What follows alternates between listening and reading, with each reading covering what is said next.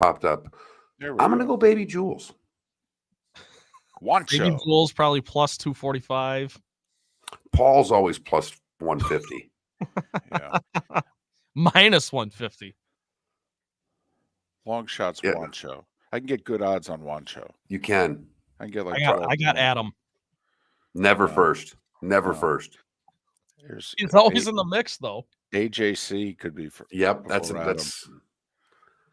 at plus 280. That's a solid bet, David. Wancho probably plus 310. Oh, it might even be higher. Yep, that's right. We bet on who the first person is to post in the Twitch chat room. Right. That's the level that we're at.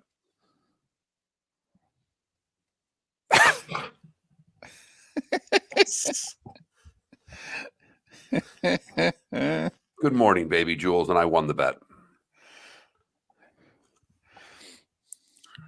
We bet on who would be first in the Twitch chat room. We even gave odds.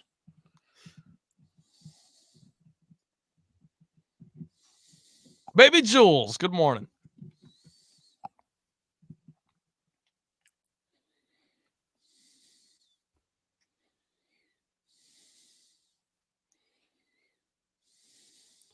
I would imagine a lot of people have today off as well.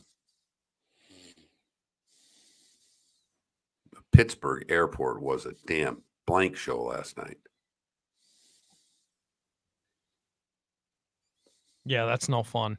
I fly out tomorrow at 8:30, which I understand is not early, but I'm thinking about like when I have to get there, you know? I might just go tonight. Sit in the parking lot and listen to music for a few hours and go in.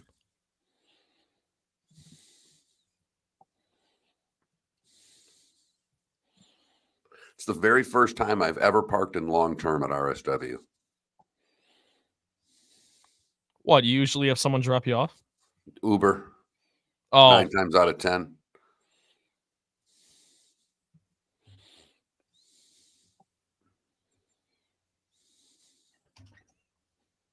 Merry Christmas, AJC.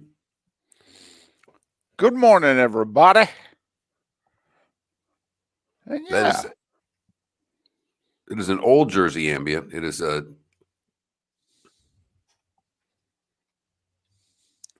Trent's wearing it because he wore it last week and they won. The reason Mark can't say the name is because he forgot the name. It's DeAndre Levy. It's Chris Spielman. Oh, man. Exactly, Samuel Joel.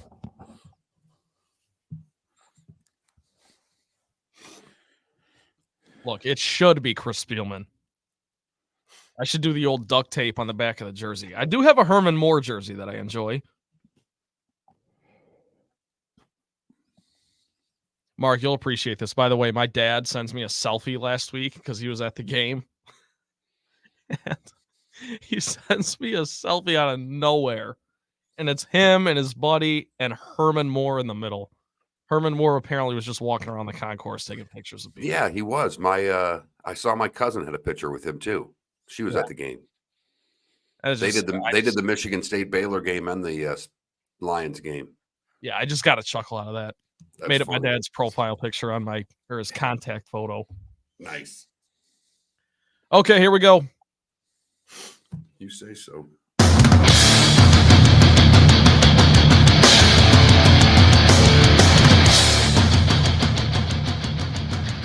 You are listening to Miller and Moulton, exclusively on the Florida Sports Network.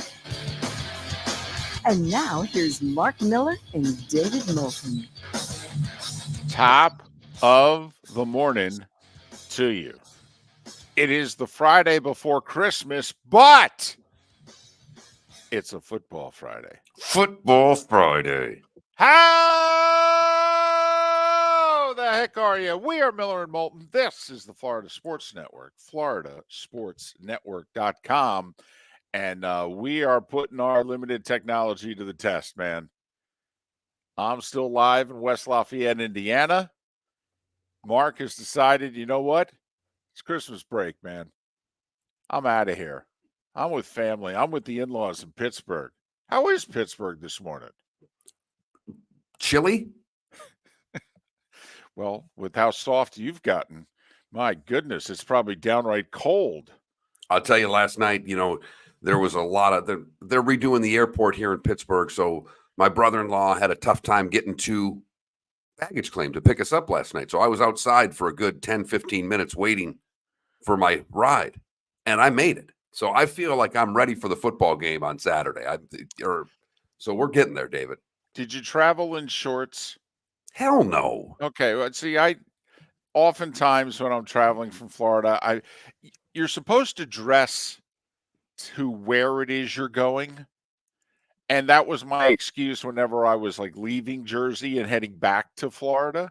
I'd be in shorts. My mother would be like, "What are you doing?" I'm like, "I'm going to Florida. I'm not getting off the plane as if it's 34 degrees out. I'm going to get off the plane like it's 84 degrees out."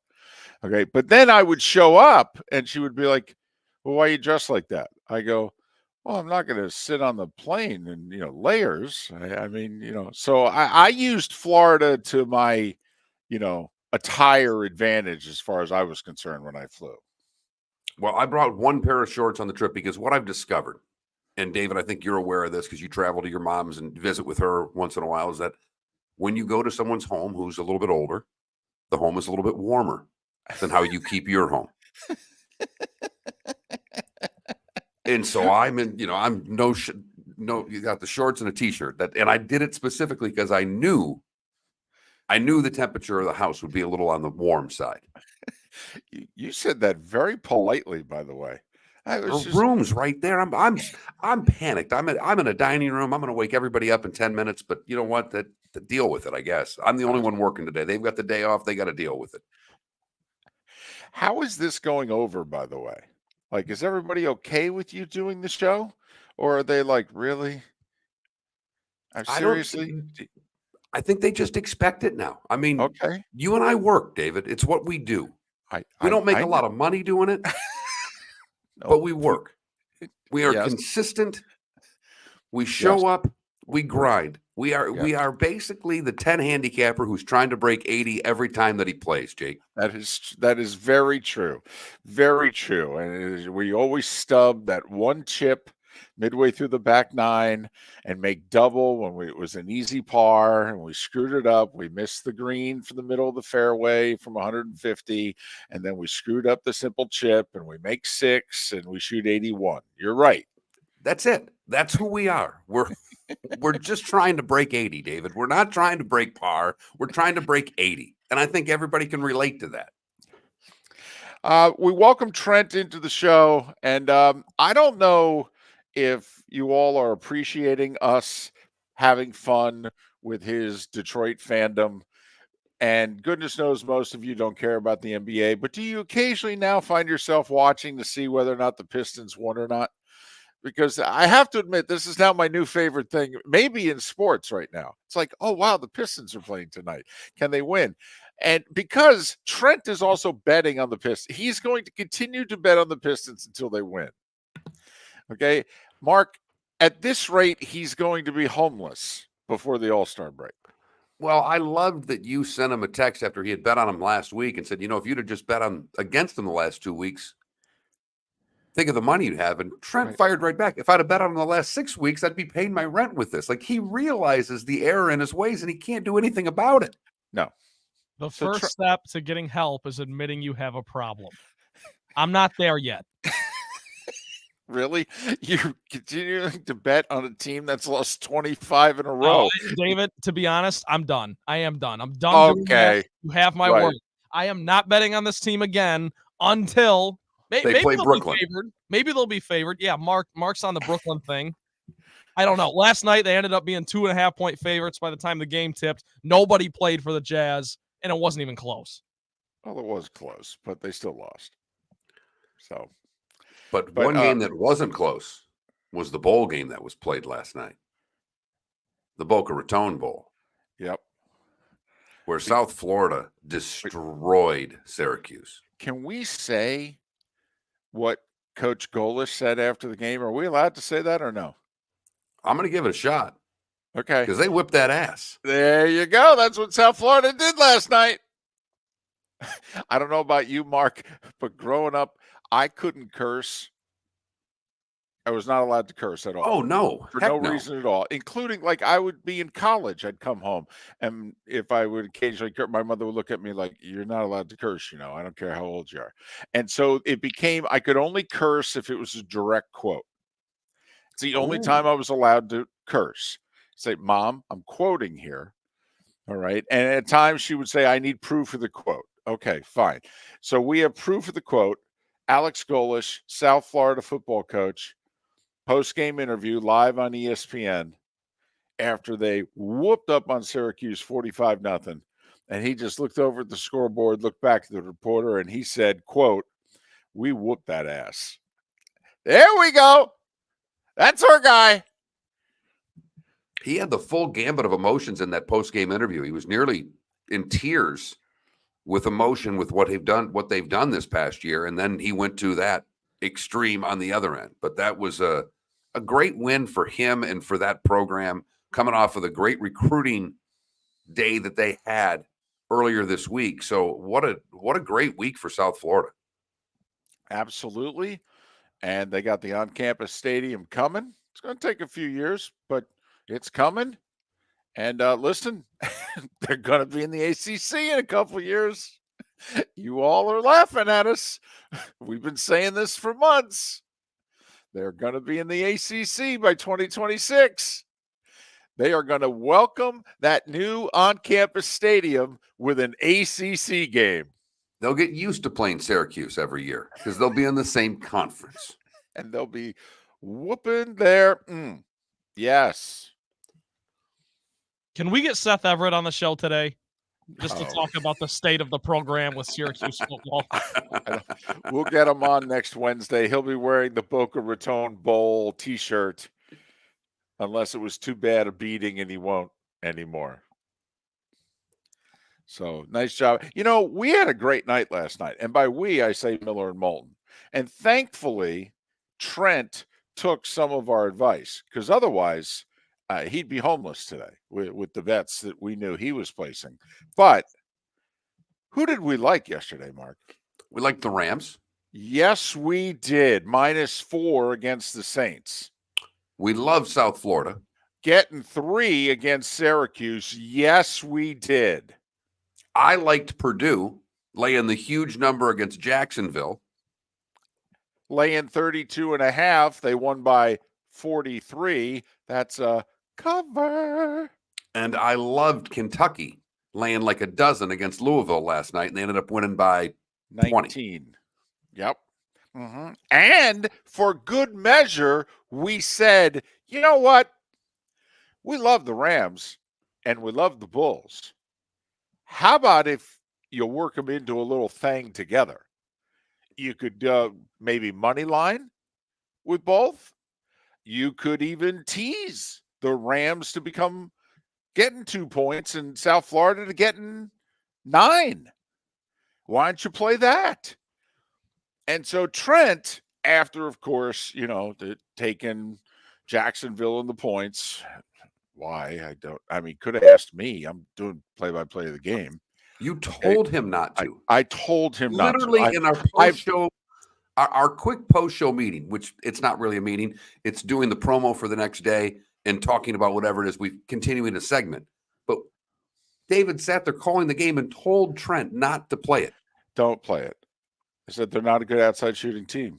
Okay, but I said it's a big number, and you guys both kind of said, yeah, it is a big number. No. We said, yeah, it's a big number, but you better hope that, Purdue's playing the deep on the bench and Jacksonville's still playing their starters.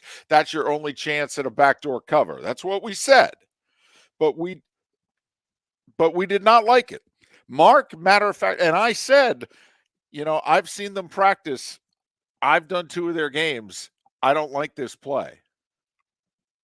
But I should have listened to you.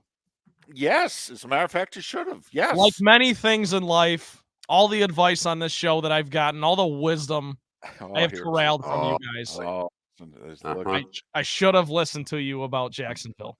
Good to know he's got the sarcasm, Gene. I was going to say it's not sarcastic. It's very serious. And there's nobody there to keep him in check either. He's Not got the run of the place. You're the Oh, only one in that place today, aren't you, Trent? That place Yeah. is empty, but for you. Oh yeah, good thing I remembered to bring my wallet today because it has my key card in it. that's all right. I'm in this hotel room on the Jacksonville basketball team's dime, and they've all checked out. They've headed to the airport. And apparently, if I leave my room, my key does not get me back in the room. I've already been checked out. So I'm the opposite of Trent. Okay. Okay, In so terms of the before the keys. Diamond District bonus hour, when you go down to the desk and No, I can't. I'm out. I'm done if I do that. So Mark will overeat you on the show, or out eat you, I should say. I'm going for bagels in a minute. Don't kid yourself. There's it might have a fruit plate. I'm not sure, but there's going to be a lot of eating being done by me. I have watched David for months when he's on the road and he does his show or does the show from his home studio when he's in Jacksonville, and he'll just come with a plate of food as I'm sitting there in the studio going, "You're killing me over here." So it's my turn for redemption today. I've already had a Twix candy bar and a breakfast bar, but that was before the show, so I don't know if that counts. But we've got a good show lined up for you today. We have Pat Kirwan and Bud Elliott on the show today. Not that there's anything going on in the NFL or college football worth talking about. And we have a special emergency meeting in Tallahassee. Think about that. Emergency meeting on December 22nd. How riled up do you have to be to have an emergency meeting on Friday, December 22nd about anything? Just to get the board all together on December 22nd seems like an impossibility, David. Miller and Moulton on a football Friday. Thanks for listening. Located on the East Trail, locally owned Naples Tiki Bar and Grill is an outdoor eatery next to the Hitching Post Shopping Center. Island-inspired food with a true tiki theme. The best place in Naples to enjoy the beautiful weather in Southwest Florida. The Naples Tiki Bar and Grill offers a great menu for dine-in or takeout. Enjoy our famous pulled pork, huge burgers, and tiki bar cocktails. Don't miss happy hour every day from 3 to 6 and live music 7 days a week. See you soon at the Naples Tiki Bar and Grill, 11498 Tamiami Trail East. The law firm of Michael F. Hornung has successfully represented the citizens of Southwest Florida for over 30 years. As a former prosecutor, the information I know is information you need to know.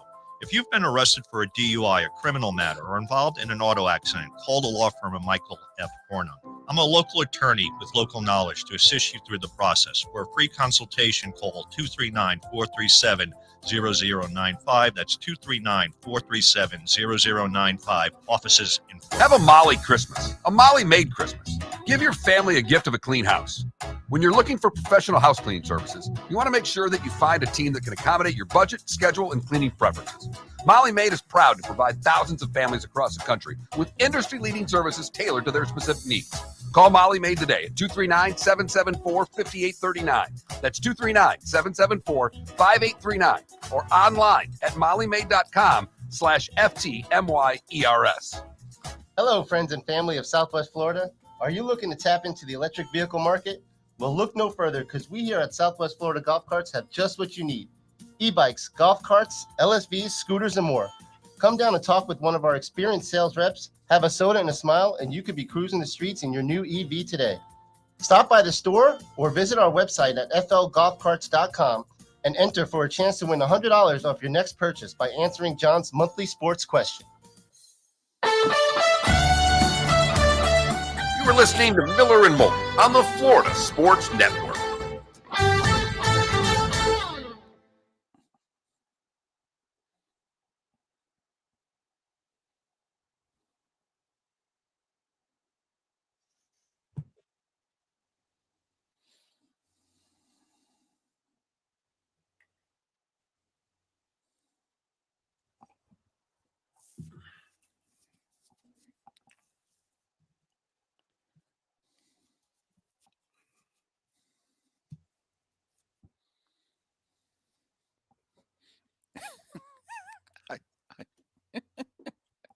I have to admit, part of the Twitch chat room that I love is some people just sign on and they just go right to what is on their mind, like Canada Relief. First thing he goes to, hockey. And of course, it's Canadian hockey. Right. Edmonton, Toronto.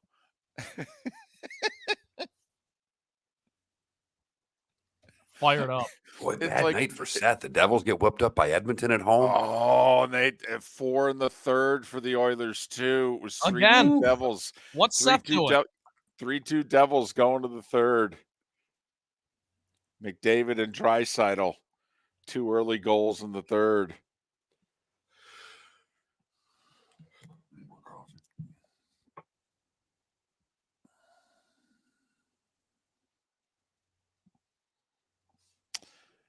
I will say the Lightning Golden Knights game looked great. 4-2 Tampa. Vegas ties it at 4. Tampa wins late.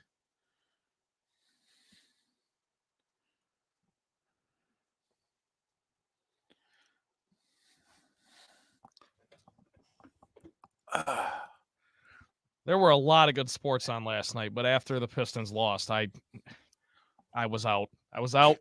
The night got away from me after that, I will admit.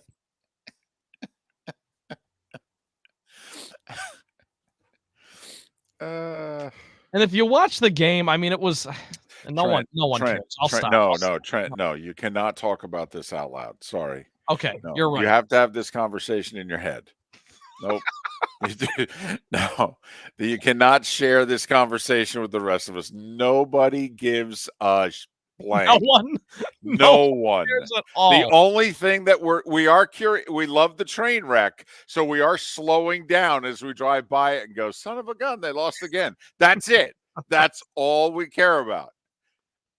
That and the fans chanting sell the team. That's always Yes. good. When you get to the point when the fans are demanding you to sell the team.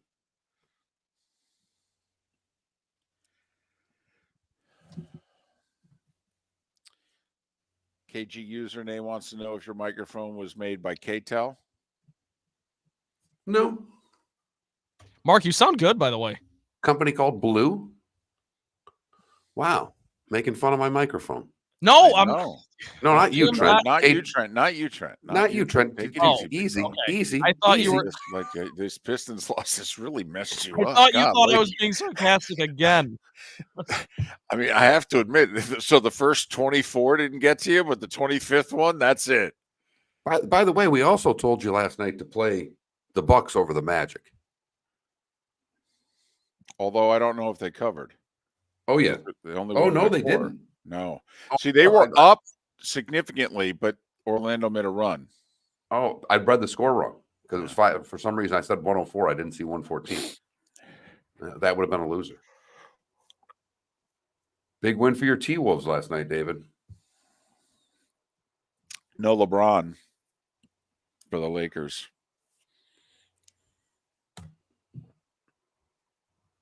Spitz, did Vassy like turn around and smash his stick on the crossbar, or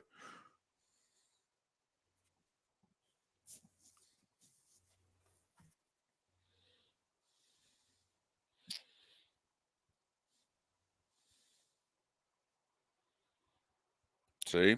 Shimko. There you go. We made people money yesterday. And you know what sucked is I don't know if there are 2 plays that either one of us like this weekend more than the plays we had last night.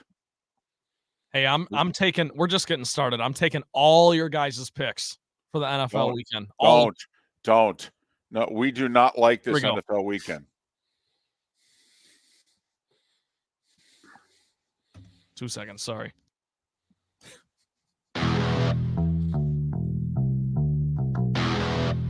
You're listening to Miller and Moulton, only on the Florida Sports Network.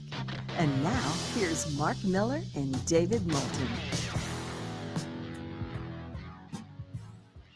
21 minutes past the hour. Miller and Moulton on the Florida Sports Network, floridasportsnetwork.com. I'm in West Lafayette, Indiana. Mark is in Pittsburgh. Trent is back in the cozy confines of Southwest Florida, although he is out of town for Christmas as well. We will not do a show on Christmas Day, although we will have a best of edition because, as Dr. Roto said yesterday, I mean, when you're driving around Christmas morning, maybe going out, getting some coffee or what have you, I mean, you know, what do you need to hear? You know, but some Miller and Moulton. You know, to really put that in perspective, David, I think what I'll do when we wake up and my daughter runs downstairs to see what she received from Santa is I'll just say, hey, while we're opening presents, why don't we put the best of show on? What do you guys think? Instead of carols. Okay, hold on a second. How the heck are you? No? But Although I could see, you know, that commercial, the Geico commercial that Desmond does where he's all the college football memorabilia there. Couldn't you see, Trent, a Moulton head that if you hit it, it did a how the heck are you, like the Corso head? Yeah, well, he should have a little, Woody from Toy Story pull the string and he talks, and it's how the heck are you? And then after that, it would be some other sarcastic comment that he has. And Mark, you'd be better than I would at marketing that and figuring out what the taglines are. But I see the vision. He's been with the show like 50 days. He's already got some sarcastic comment that he has. I mean, boy, he's just jumping right in here. I think it's the voice you've given him, David. Hey, I'm going to bet the Pistons on the money line again. You're saying he doesn't like that? I think, maybe that's where he gets the idea of sarcasm from. Probably. You openly admit you're sarcastic. This is not me. Very. No. Very. No, with capital sarcasm. Right. No, I feel as if you don't go through life with sarcasm that you're missing out. Yes. And I know it has hurt me personally and professionally, and I don't care. I really don't. Sometimes you just have to amuse yourself through this journey, and that's what I'm doing at times. By the way, I'm going to bet them until they win. And I love the Utah game. I got the Utah game circled. Coming up, we'll tell you the result of the Pistons against the Jazz in the starting five. You can guess which way it went. Hey, aren't you a little curious about what they're going to do in Tallahassee? Like, please tell me we're doing something. Like, Mark, if you're the head of the board of trustees and I had to rearrange my plans, even if it's to, I don't know, to attend this via Zoom or however it is they're doing it, okay, it'd be like, listen, we're doing something today, right? We're not just talking. I didn't like rearrange my life for us to talk about what we might do. We're going to do something today, right? Because if we don't, I'm going to hurt someone. I'm right there with you, but for the life of me, I'm trying to figure out what they're going to do because you and I have felt that the ACC was going to crumble for quite some time now, but we didn't think it was just Florida State. We thought Florida State was out taking the bullets for Clemson and Virginia and North Carolina and Miami because they have to have a majority leave in order to break the grant of rights. Mm-hmm. Well, this seems to be a solo act. It seems. Correct. And that's what I'm most interested in, David. I don't believe for a second that it is. I believe someone has to be first. Mark, it's real easy to follow. It's difficult to lead. And I think Florida State has let Clemson and a couple of others know we'll lead. We'll do this. The conference doesn't like us and we don't like them. You guys just, you do what you have to do in the short term. We'll lead. And you can get on the train when you're ready to get on the train. I mean, come on. It's not like they're not talking to one another. It's not like they haven't talked. We had that vote a couple of months ago when we were debating a Stanford and Cal and SMU and what have you. It's not like these schools haven't, and NC State decided to leave North Carolina when ultimately it came down to vote. But you had Florida State, Clemson, and North Carolina lined up against it. And Mark, you pointed out something earlier in the week. I mean, you got to start connecting some dots here. Mark, tell us about the hockey dot. North Carolina is building a 5,000-seat hockey arena for their club team. Right. Right. For their club hockey team. That's why they're spending tens of millions of dollars? For a club hockey team. Right. Mark, what major football conference plays hockey? That would be the Big Ten, David. As a matter of fact, Notre Dame plays hockey in the Big Ten conference. Yes, they do. Yes. They play in the ACC and everything else but football. But for hockey, they play where? Right. Big Ten. Right. It's a 5,000 seat arena for the club team. Yes. Yes. We all believe that, don't we? Yes. Nothing to see here. Nothing going on behind the scenes. Right. So I believe, and we'll have Bud Elliott on in a couple hours, I believe that they're going to formally announce their intention to leave. And they're going to start the legal proceedings, whatever that entails. And then I think they're going to wait for others to join them. I have to admit, Mark, this is happening 3 or 4 months sooner than we thought. We thought it was going to happen around March Madness or right after March Madness around the Masters. But we ended up with a perfect storm.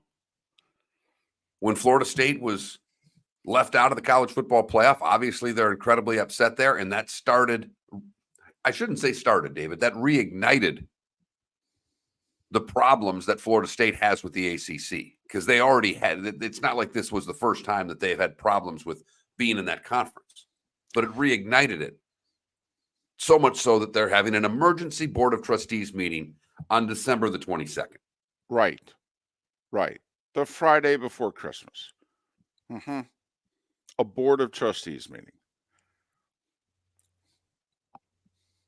What's interesting is you could argue that this is a foolish move by Florida State from a competitive standpoint, because the top 5 conference champions are guaranteed spots in the playoff. And yeah, being in the ACC, they said, hurt them in terms of making a 14 playoff. But Mark, if you win the ACC every year, you'd certainly make the 12-team playoff. But the money is going to start getting ridiculously out of hand for those schools that are in the SEC and the Big Ten. But there are some that are arguing, all the money it could cost you to leave the ACC, you could put all that money at your back to stay in the ACC. But there's never been a time, even, David, I dare to say there's never been a time in Florida State history when boosters would be so eager to give them money, even after they've won natties. But I'm telling you right now, the anger, the venom they have towards the college football world, their boosters will pay for this. I have to believe the Big Ten is in on Florida State. Think about if you ran the Big Ten. You've already gone to California. Where are you now not that you would love to get to? Florida, maybe? Perhaps? Into the SEC footprint? Perhaps? Miller and Moulton. Pat Kirwan, Bud Elliott in our 8 o'clock hour. The starting 5 is next. At the Diamond District. 20 years ago, Jason and I had the idea for a jewelry store like no other, with a vast selection of certified diamonds priced 8 to 12% over cost. A team of individuals who are educated, driven, and believe in cultivating relationships. Today, we have become one of the largest independent jewelry stores in the country. Todd and I love what we do and are in the store nearly every day, along with our GIA gemologists, master jewelers, custom designers, and non-commissioned diamond consultants, all of which we consider family. As direct diamond importers, we travel the world, forging relationships and sourcing diamonds. What we love most about our business is that we can call Southwest Florida our home. If selection, value, and comfort are important to you, give the Diamond District an opportunity. You won't find a better diamond buying experience. Todd and I look forward to shaking your hand and welcoming you to our Diamond District family. at the Diamond District. The law firm of Michael F. Hornung has successfully represented the citizens of Southwest Florida for over 30 years. As a former prosecutor, the information I know is information you need to know. If you've been arrested for a DUI, a criminal matter, or involved in an auto accident, call the law firm of Michael F. Hornung. I'm a local attorney with local knowledge to assist you through the process. For a free consultation, call 239-437-0095. That's 239-437-0095. Offices in Fort Myers. Hello, friends and family of Southwest Florida. Are you looking to tap into the electric vehicle market? Well, look no further, because we here at Southwest Florida Golf Carts have just what you need. E-bikes, golf carts, LSVs, scooters, and more. Come down and talk with one of our experienced sales reps, have a soda and a smile, and you could be cruising the streets in your new EV today. Stop by the store or visit our website at flgolfcarts.com and enter for a chance to win $100 off your next purchase by answering John's monthly sports question. You were listening to Miller and Moulton on the Florida Sports Network.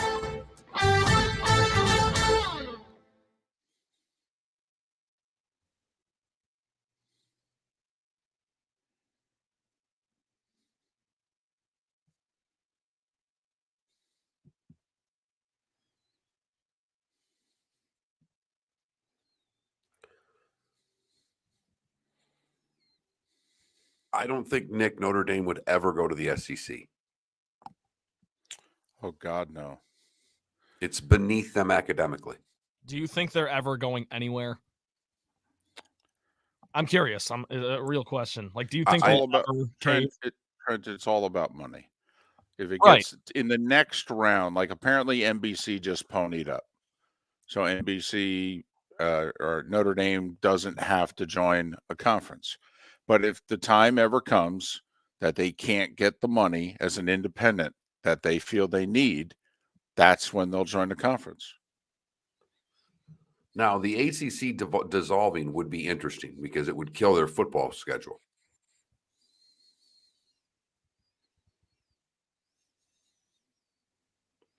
Martin, FSU would have cruised to the Big Ten this year? Come on now. Ohio State and Michigan are still legit teams.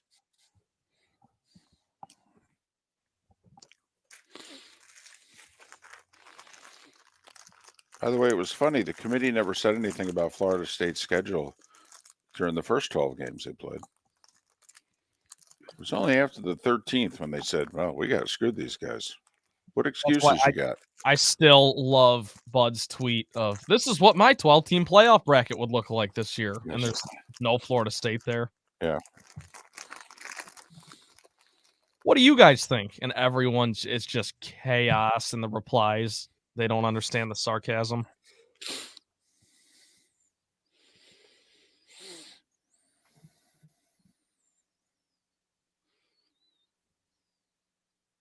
David, how was Mackey, though? Did you enjoy it? Awesome. Absolutely awesome. Good. Out, I mean, I'm lucky, did a game at Hinkle, did a game at Allen Fieldhouse, done a game at the Palestra. What game did you do at Hinkle? Notre Dame, FGCU played Butler. Oh, wow. Okay. Yeah. Nice. Trent, you're not going to believe this. FGCU did a home and home with Butler. Wow. Right the year with what's his face who's in charge of the Celtics, Brad Stevens. He was their coach, and they came to Alico Arena the year before they first played for the title. I think they went to the Sweet 16 that year. 2009. Then they went to back-to-back title games. They played and FGCU had them within.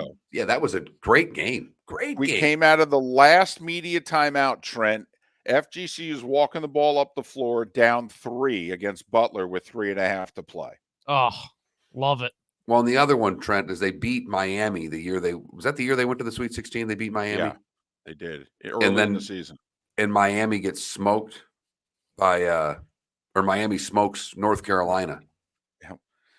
In February, okay, and Roy Williams is doing the post game, looking at the stat sheet, and he said, These guys lost to Florida Gulf Coast. Florida Gulf Coast must be pretty damn good. And a month later, they're in the Sweet 16. And Shane Larkin was on that Miami team. And Larkin, when FGCU went to the Sweet 16, took to Twitter and said, "We told y'all they were good." That's pretty good. Because Miami also went to the Sweet 16 that year. I love college basketball. Oh, In fact, Trent, that was the year Miami first won the ACC. I don't know if they won the tournament, but they won the No, regular but they won season. the regular season. Yeah. So FGCU went into the tournament having beaten the ACC regular season champs. that was the Dunk City year. Yeah. It was hysterical, too. FGCU beats Larinaga, and Larinaga is walking to the scorer's table to shake Andy's hand. He shakes his hand. He says, "You'll never see me again." Jim's like, yeah, I'm not going to sugarcoat Well, this. because Larinaga got stuck with that game. That literally, they signed the contract like 4 days before he took the Miami job.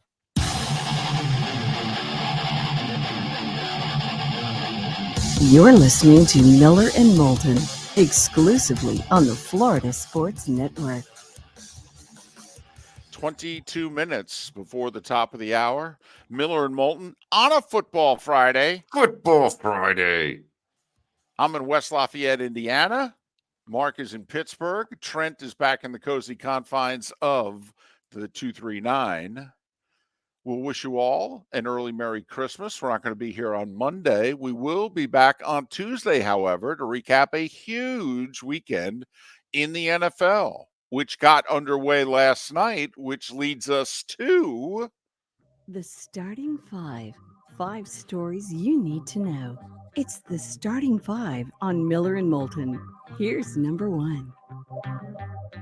You know, we had a lot of fantasy football questions for Dr. Roto yesterday about Matthew Stafford. And the good doctor does not like to play guys on Thursday nights. But even Dr. Roto said, kind of like Matthew Stafford. All right. I mean, you know, Stafford or Lamar, Stafford or, and he's like, kind of like Stafford. Well, 328 yards and 2 touchdowns. Rams jumped out to a 30-7 lead. By the way, Kieran Williams, another 100-yard rushing day and a touchdown. How about Puka? Is that like Luka? I'll tell you what, the same way teams don't want to see the Bills, I don't know how many 2 and 3 seeds are going to be excited about seeing the Rams right now. Puka with 9 catches, $164 and a touchdown. Carr's final numbers were good because, man, in the fourth quarter, he tore it up. 319 yards passing, 3 touchdowns. Olave with 9 catches, but the Rams improved to 8-7, beating the Saints 30-22. That's a win and a cover. Rams 8-7, Saints are 7-8, and now the road is clear for the Tampa Bay Buccaneers.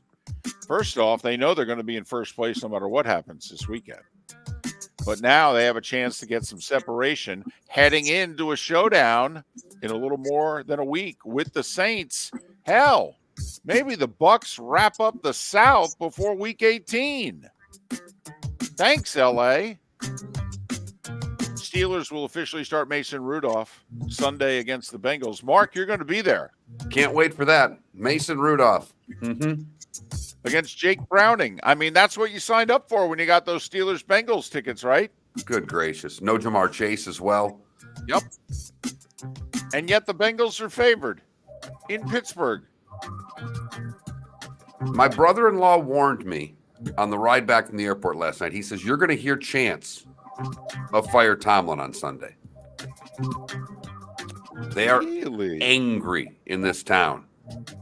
So I am very... He is convinced that you're going to hear some. He said you're going to hear some things in that game that I never ever expected. Interesting. This is the last Steelers home game of the year because they're on the road, Seattle and Baltimore. Their last 2. That's really how Steeler fans going to go out with Tomlin, chanting to fire him. We'll see. College football last night. There was one game, and one team showed up and played it.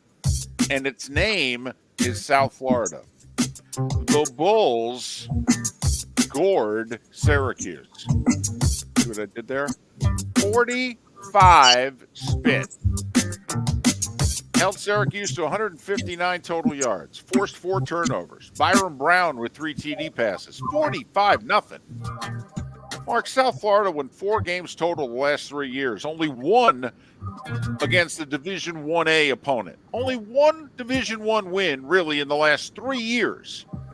The others were against FCS and lesser programs. The Bulls finished 7-6 this year with a bowl win. And what did they do to an ACC school last night? Well, according to their head coach, they whooped that ass. That's a direct quote. FCC, if you're listening, my mother said I'm allowed to curse if it's a direct quote. And if you think you have authority over my mother, you are sadly mistaken. I will pay that fine and then some. You could call an emergency board of trustees meeting on the Friday before Christmas, and I'll attend and I'll pay that fine. Speaking of which, Florida State's having one of those at 10 o'clock this morning in Tallahassee. And, Mark, in a way, it's probably to pay the fine, to leave the ACC. Exactly. They are going to maybe lay out the framework today of how they're going to leave. We'll see what happens. All I know is they better do something definitive. I want a signed document of I want a vote taken on something. Okay, Spalding. Waste my time, have a meeting on the Friday before Christmas. We better do something today. I don't know. Allocate some funding. Give Ashley Moody another $1 million to see what, why it is we got screwed. We know why we got screwed. It's called ESPN. Back to you in the studio. Oregon State and Washington State, speaking of getting screwed, they worked out a final resolution with the remaining Pac-12 schools as to how they're going to divvy up the money. Basically, those other 10 schools, they ain't going to get nearly the money that they thought. And this is what's most important. They've basically agreed we're going to, no more lawsuits, right? This is it. It's over. You're leaving.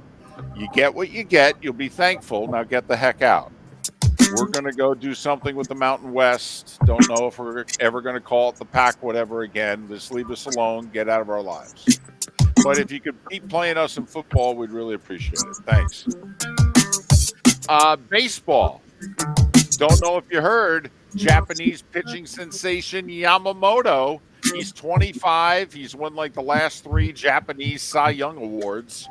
He signed a 12-year, $325 million deal with the Dodgers. He and Ohtani, over $1 billion. Throw in some 200-something million for Tyler Glass. Now the Dodgers have just spent $1.2 billion in 10 days. If you were looking for a team to hate, there it is. It's the Dodgers. It's not the Yankees. It's not the Mets. It's the Dodgers. The new evil empire, Mark. Boy, oh boy. So it's 12 years, 325. That's 27 a year. But remember, when you get guys from Korea and Japan, you got to pay the leagues and the clubs that you're getting them from. It's called the posting fee. They got to post almost $51 million on top of that. So he's really costing them $376 million. That's $31 million a year. Hey, did anybody explain to Yamamoto the tax rate? No? All right. Doesn't matter. I have 2 words for you, David. Go Braves. Major League Baseball is fooling around with the pitch clock some more. They're subtracting 2 seconds when there's a runner on base. So pitchers and batters aren't going to have 20 seconds anymore. They're only going to have 18. They think it's going to save an additional 5 minutes. I don't know. That sounds crazy to us, but okay. Hey, listen, you couldn't have been more right last year, so you're on a roll. Knock yourself out, Mr. Manford. They're also, this is interesting, Mark, they're widening the first base runner's lane. It's been controversial when a guy's running to first. Is he in the lane? Is he half a step inside the white line? They're widening now the dirt in fair territory. So the runner is going to have an extra 18 to 24 inches in quote unquote fair territory that is going to be the runner's lane going down to first. Okay. So basically a ball out in front of the plate, the catcher, it's going to make it even a little harder on the throw. Make sure All the it's not- bunting in the league, it'll really help that out because there's so much small ball being played. And Trent, you say I'm the sarcastic one, right? I'm the sarcastic one. Well, it's both of you have gotten your fair share of sarcastic digs in over the years, I'm sure. And that's what this We're segment both is for. carrying the gene. Yes. Orlando, once again, see the Magic were 16-7 against the Pistons and the Wizards and what have you. And now they're playing the good teams and they're 0-4. They went to Milwaukee last night and they lost. They played well, but this just in, the Bucks are pretty darn good. 118, 114 Milwaukee. Chance of sell the team in Detroit. Wow. Pistons lose to the shorthanded, tired Utah Jazz, 119-111. That's their 25th loss in a row. They are one more loss away from tying the all-time NBA record for consecutive losses. What do they have? Brooklyn back-to-back? I think it's Brooklyn for the next two, David. So the Pistons on the cusp of setting a futility NBA record. I think they tie the record because they're at Brooklyn tomorrow night, and then they host Brooklyn on the 26th. Ooh, a lot of pressure. That's the game. Circle it right now. They're gonna Really? tie the record, and then they're gonna win. I thought last night against Utah was the game. That's what Trent said. Trent, what was the game last week that was the game?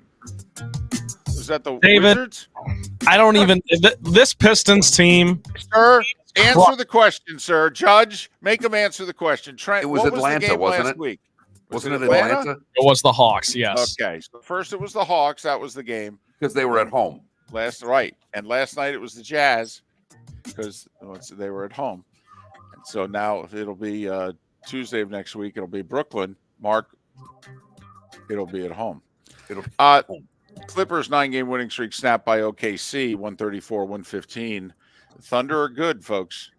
Now, I know nobody cares. T-Wolves and Thunder are good. Speaking of the T-Wolves, they beat the LeBron-less Lakers, 118-111. LA's lost 4 in a row. They're 1-5, 1-6 since hanging the damn banner. 1-5? Yeah, good. Good for them. Yes, good. And I like LeBron. And I'm not blaming, you can't blame LeBron for this. What does hanging the in-season banner have to do with LeBron's legacy? Okay, more coming up on First Take. Men's college basketball. Purdue scored 100 for the first time this year. They beat Jacksonville 157. UCF beat FAMU by 13. Miami by 38 over Stonehill. FIU beat Maine 82-74. And Kentucky beat Louisville by 19, 95-76. You could tell what a painful night it was for John Calipari against his very close friend, Kenny Payne, who's the embattled Louisville coach. Calipari with an impassioned post-game speech to his arch rival community saying, stick with Kenny Payne. It's just going to take a little while. Stick with him. Many people feel he might get fired before Christmas. On the women's side, South Florida lost to undefeated Baylor, 73-50. FGCU women also a winner last night. NHL, good one in Tampa. Lightning up 4-2 going to the third. Vegas with 2 to tie it. Nicholas Paul with the game winner with a little over a minute to go for the Lightning, 5-4 over the Golden Knights. Panthers got beat at home by St. Louis 4-1. Ovechkin scored. Yes, he did. Number 6. On the power play, his first goal in 15 games in overtime to win it for the Caps. How about this? Same night, Ovechkin and Crosby score. Crosby with a goal in regulation, and then the winner in a shootout, Sid the Kid, who's not a kid anymore, has got 19 goals. Thank you very much. He's on pace to score like 50. 50. He's in his mid-30s. Pittsburgh 2-1 over Carolina. Edmonton. McDavid and Draisaitl with goals early in the third. A 4-goal third for the Oilers. They beat the Devils 6-3. And at 8 minutes before the hour, that was the starting five every weekday morning at this time on Miller and Moulton.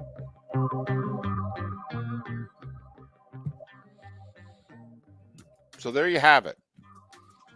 The reason I'm in West Lafayette, Indiana, I called the Purdue-Jacksonville game. A big thrill for me to experience Mackey Arena. 14,876. They were all there. They were in their seats by the anthem, and it was a 6:30 tip. This just Man. in, they take college basketball kind of seriously in that state. It's kind of cool when you live in a football-centric world to go back, out into the rest of the country when other things are more important. Remember landing in Indianapolis on Wednesday, and I said, what was the basketball that was on in the sports bars? Yeah, it was Baylor, Duke, and Northwestern Arizona State. The Pistons play 15 minutes, or the Pacers play 15 minutes down the road, all right? And they had their college hoops on. It's cool. It's what they love. There are 2 states left in the country, North Carolina and Indiana. College basketball, and Kentucky, rather. There's 3 states where college basketball rules. And Mackey is a beautiful old barn. Beautiful. Place is 55 years old. It looks about 15 years old. Intimate. All right. Awesome setting. Loved it. Hell of an experience. Good deal. Great to hear. Nice to of all the games, you've called a lot of games. You're lucky enough to get to a lot of arenas and stadiums. Yes. For you to be that excited about something, that's cool, for lack of a better term. We're Miller and Moulton. Thanks for listening right here on the Florida Sports Network. Hello, friends and family of Southwest Florida. Are you looking to tap into the electric vehicle market? Well, look no further, because we here at Southwest Florida Golf Carts have just what you need. E-bikes, golf carts, LSVs, scooters, and more. Come down and talk with one of our experienced sales reps, have a soda and a smile, and you could be cruising the streets in your new EV today. Stop by the store or visit our website at flgolfcarts.com and enter for a chance to win $100 off your next purchase by answering John's monthly sports question. Mark Miller for Molly Maid. Why Molly Maid, you ask? Trust. Moulton was a customer for 15 years. Affordability. Didn't I just say Moulton was a customer for 15 years? Worry-free services. Our professional house cleaners are fully insured and a 24-hour warranty. Call Molly Maids today at 239-774-5839. That's 239-774-5839 or online at mollymaid.com/FTMYERS. That's mollymaid.com/FTMYERS. Located on the East Trail, locally owned Naples Tiki Bar and Grill is an outdoor eatery next to the Hitching Post Shopping Center. Island-inspired food with a true tiki theme. The best place in Naples to enjoy the beautiful weather in Southwest Florida. The Naples Tiki Bar and Grill offers a great menu for dine-in or takeout. Enjoy our famous pulled pork, huge burgers, and tiki bar cocktails. Don't miss happy hour every day from 3 to 6 and live music 7 days a week. See you soon at the Naples Tiki Bar and Grill, 11498 Tamiami Trail East. The law firm of Michael F. Hornung specializes in criminal defense, DUI, personal injury, nursing home claims, and auto accidents. I'm a former prosecutor with over 34 years of experience. The information I know is information you need to know. If you've been arrested for a DUI, time is of the essence to maintain your driving privileges. Call the law firm of Michael F. Hornung for a free consultation. At the law firm of Michael F. Hornung, we are committed to excellence in your representation. Being a local attorney with local knowledge is clutch to the success of your case. For over 30 years, we have successfully represented the citizens of Southwest Florida. For a free consultation, call 239-437-0095. That's 239-437-0095. Our offices are conveniently located in Fort Myers. Visit online at mfh-law.com. The waterways of Naples are a beauty to behold, and the Bayfront Inn has multiple ways for guests to enjoy the water and have some fun. Gather your family and friends and enjoy a leisurely day on the water with a pontoon or deck boat. If you prefer to explore the waterways without a motor, the Bayfront has canoes, standboards, and kayaks. At the end of your journey, enjoy lunch or dinner at the Bamboo Tropical Bar and Grill. The Bayfront Inn. Something for everyone. On 5th Avenue in Naples. You are listening to Miller and Moulton on the Florida Sports Network.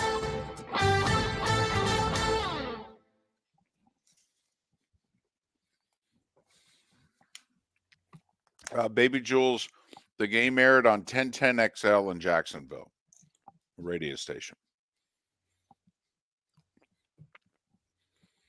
The number one sports station in Jacksonville.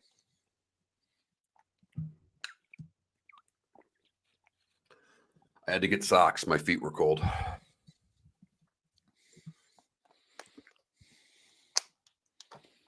Right near a window here. This is so comfortable. Nice and drafty. Got a nice cool breeze. No, it's not bad. No? It's actually nice. Okay. All right.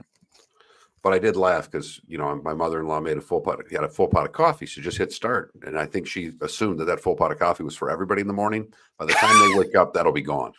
I was going to say, you're going to have to make another pot. Oh, there's no doubt. That's when you look at her and you go, hey, I thought that was for me.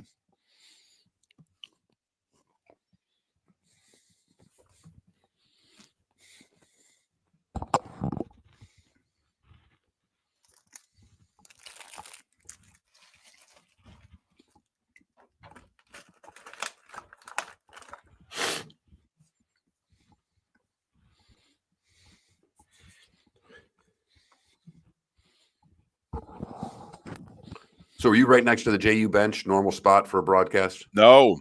Radio. I was up by the television cameras. Okay. So Do you like it better being high doing basketball or no?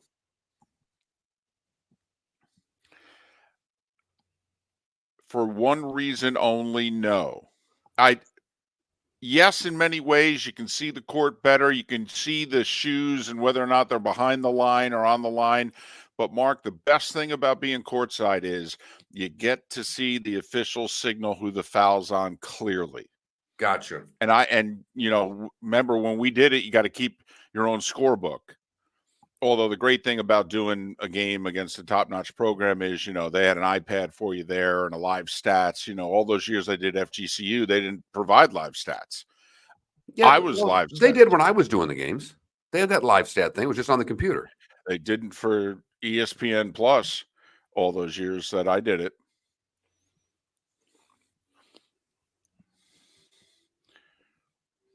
I had to ask the scorebook next to me all the time. I go, is that foul in 32? Okay. We never had live stats. Yeah, John, I will say in the Twitch chat room, you can't see the YouTube comments, but a little disappointed in the mother-in-law's fridge. There's not a lot of food there for me to eat. I don't know if I can take Moulton on today. I mean, I can go bagels, but then I'm, back and forth to the toaster oven 17 times. Well, gotta do what you gotta do, man. And that's what she left you with. And you can go out. There's some cookies in there. They look like raisin oatmeal, though, and that's not my favorite. Yeah, John, I went and grabbed a candy bar, a breakfast bar, 2 things of cookies. I got 3 hours left. I'm down to 6 Oreos. Uh-oh. Remember, I can't leave the room. I'm locked out. You gotta just flip the Ask your flip neighbor the thing over and leave the door open. The problem is they don't have one of those things here to leave the door open with. No bolt? No. Well, that's true. I could try the bolt. Yeah, you just do the if bolt. They have one. I figure they gotta have one, right?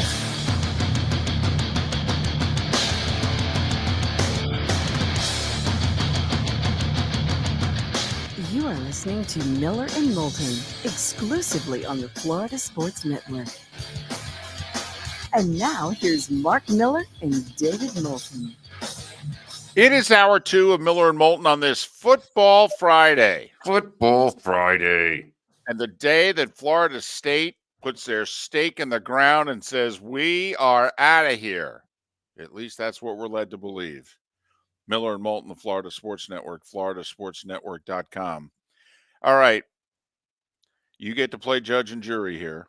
And Trent, feel free to chime in. Mark's the foreman. All right. But if you're Florida State, do you have to leave the ACC? Not do you want to desperately leave the ACC, but do you have to leave the ACC? Well, I don't know if, the 30 million they're getting from the ACC compared to the 70 million. Where would you make that up if you didn't leave? And with the ACC locked into their deal for the next, 13 years? Right, through 2036. Do you think the Big Ten and the SEC, when their contracts are up, are going to get more or less money for their next contract that'll be done long before the ACC is able to negotiate any sort of a new deal? Well, Mark, I can answer that question by just asking you one. When has a major television rights package been signed recently that was for less money than the previous one? I don't recall any of those, David. I really No. don't. I don't either, Mark, because it seems as if, do you know what is supporting network television? Sports.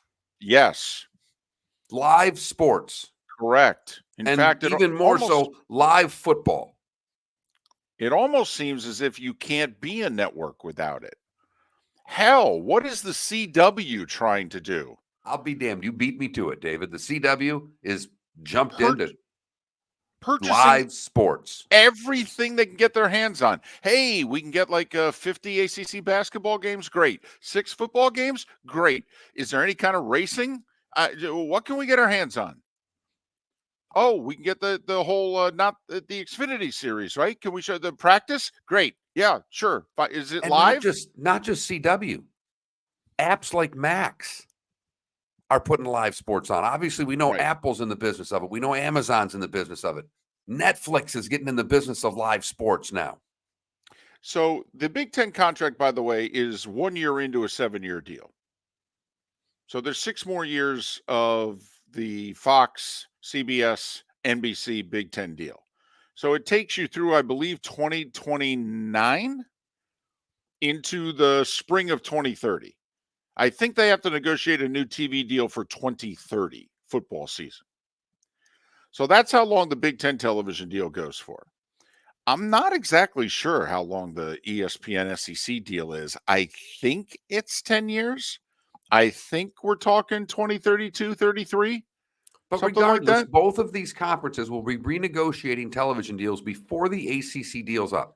And so Correct. my long-winded answer to you, David, is I do believe they have to, or they're Okay. going to be left behind. Okay. Now, and we'll ask the both of you, because Trent, okay, and I do like the fact different generations here. If you're the Big Ten, do you want Florida State? Yes. 100%. Absolutely. Trent, why? Why Because- do you want? Remember, want. Keyword here is want. Why do you want them? Because to your guys' point, it's all about money. And if you have Florida State, you will span the whole country. You've got UCLA, you've got USC, you have the Midwest, of course. You already added the East Coast. Let's not forget, the Big Ten added the East Coast a decade ago with Rutgers and Maryland, right? So now you would have every corner of the country covered. Granted, should they? Probably not. I don't like any of this realignment stuff, but that's a different song for another dance. I think they should want them. That's a different song for another dance there. I liked that. That was good. See what he did there? I Yeah. did. That was I like that. good. I like that. Mark, if you're the Big Ten, do you want Florida State? Yes, because where right now is the Big Ten not getting full coverage, if you will? SEC country. Totally. This is they're right not in the middle of SEC country. That's why I believe, and I think Florida State knows it. I do think too. also, who's the new commissioner of the Big Ten? A lifelong television executive, Tony Petitti. I mean, don't you think there's been conversations with their television partners? Hey, listen, there's probably going to be another round of potential expansion. If so, what schools are you interested in? Well, the obvious one is what Mark just pointed out. What's the one part of the country we're not in? Oh, I don't know, the Southeast. Well, can we get in the Southeast? Well, sure. I mean, there's some ACC schools that might become available. I mean, Virginia, North Carolina, we can go that route. Yeah, but can we get in Florida? Well, as a matter of fact, Florida State and Miami might become available. Oh, okay. Now we're talking. I mean, I got to admit, to me, I know Clemson's been a power for the last 10 years, but I don't know if this is living for 25 years in the state of Florida now, but from a television standpoint, I'm much more interested in Florida State and Miami than I am Clemson. David, it's not close to me. As far as I'm concerned, this breaks up and the SEC wants Clemson. You can have them. I mean, I may have to take Clemson, just for the right number of teams and, I don't know, travel partners and other sports and what have you. I don't know. I think you're taking 4, David, and I think you named the 4 you're taking.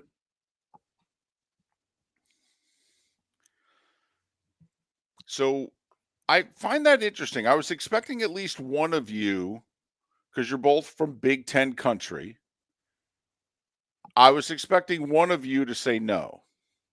I didn't realize that you would be that excited about the Big Ten's desire for Florida State / Miami. David, it's probably more of a commentary on the realignment as a whole and where all these schools. Yeah, because I hate it, to be honest. No. We all hate it, Trent. Yes. We all hate it. But since the cat is the genie's way far out of the bottle. Right. Okay, but if the question is, should the Big Ten want Florida State? The answer is 100% yes. My opinion, of course. And so to me now, then, let's just say the Big Ten's desire for Florida State, and put anybody else in the mix that you want. But Florida State's the one today holding the emergency trustees meeting. They're the ones publicly saying, we hate it here. We want to go anywhere. So now, okay, we're playing poker, high stakes poker here. The SEC does not want to expand. They've got their big pile of money. They're dividing it by 16 beginning next year with Oklahoma and Texas. And their broadcast partner doesn't want to have to pay any more money, for goodness sakes.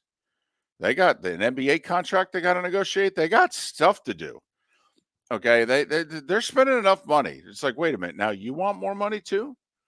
But if you're the SEC, you going to let the Big Ten come into your footprint? And does that get Clemson into the SEC all by itself, if you know what I mean? Or do you Florida care? State's. I mean, if you're the SEC, beat Greg Sankey now. Do you just look at this and chuckle and go, this is cute, this is funny, we don't give a damn? I think they do.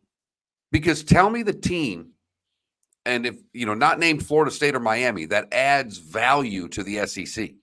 North Carolina.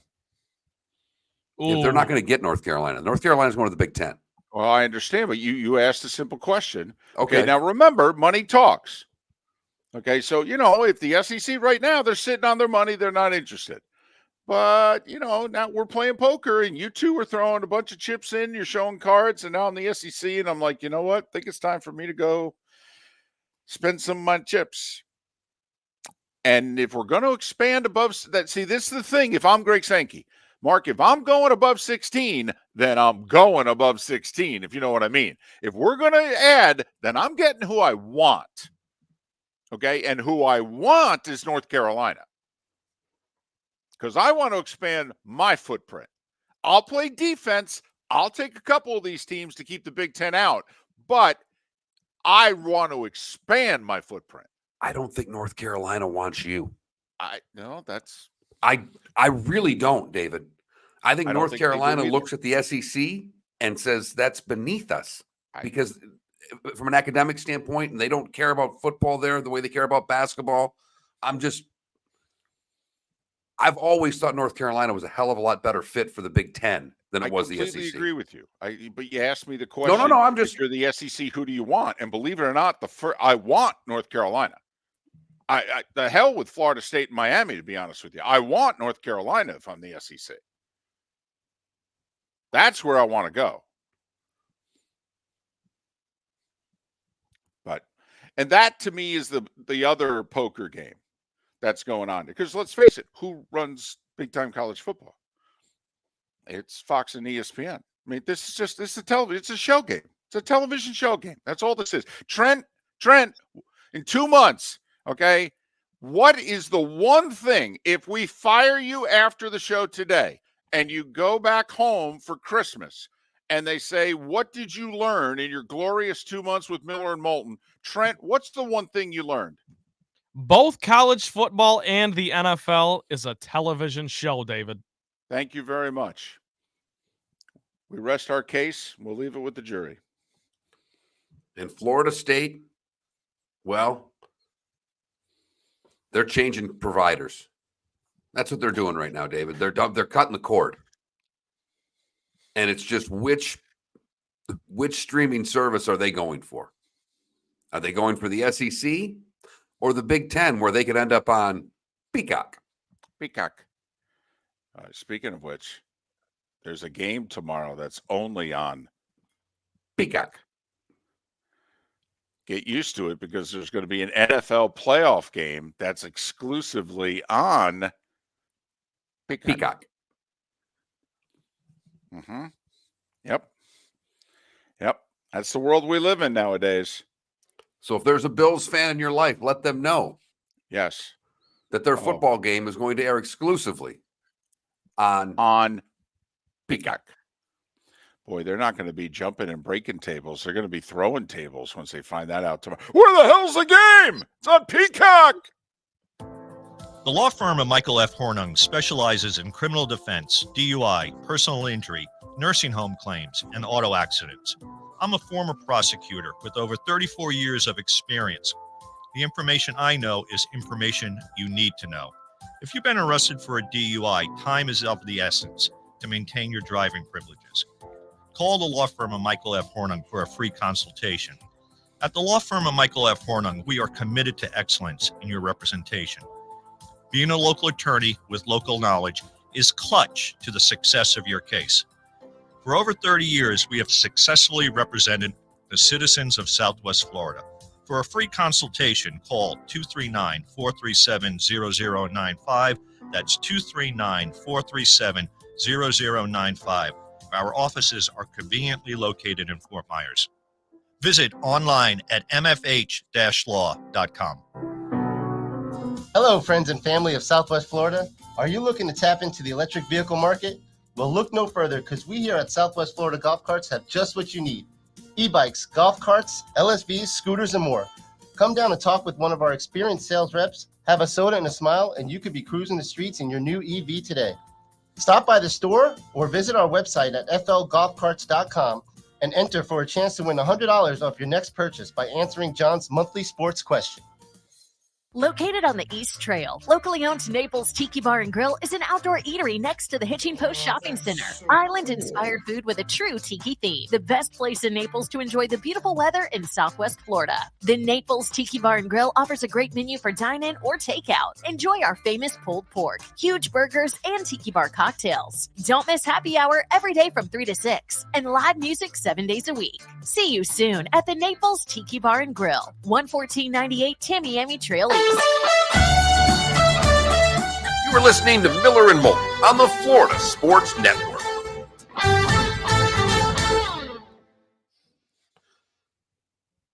So I'm looking, I checked social media there, David. My old high school is the merger of 3 Catholic schools. Last night for the basketball game, they had alumni night, and they wore throwbacks from one of the old Catholic schools. That's pretty cool. Now, they picked the wrong school. They picked St. Stephen's, but that's beside the point. Well, eventually they'll get around to picking yours, right? Yes. Good. That's cool. That's pretty cool. I agree.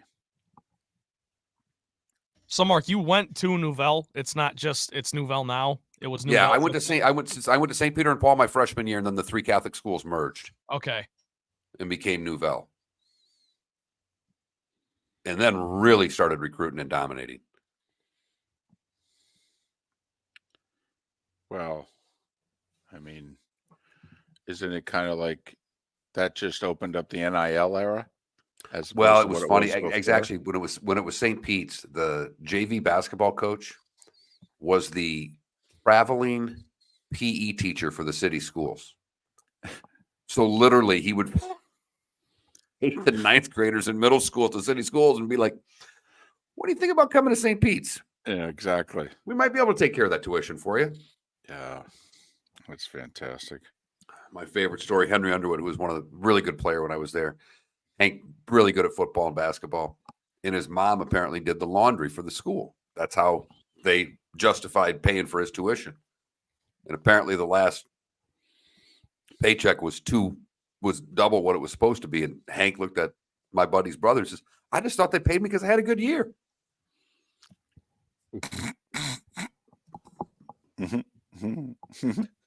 That's fantastic.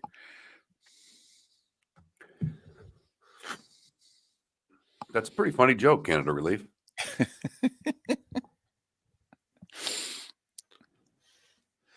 We're starting kind of early, Ed. No, there's not going to be a Festivus segment today. Please, the sports grievances, they're daily. This might as well be the Miller and Moulton Festivus hour every day. I was going to say.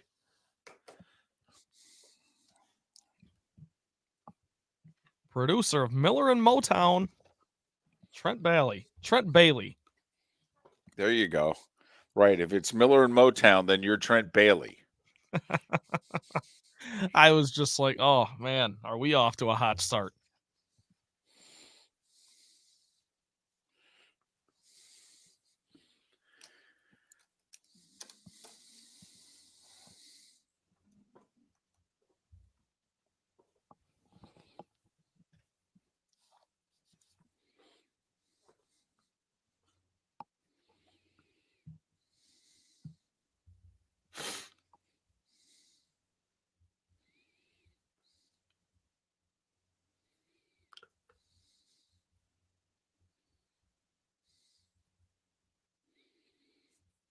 Wow, I might.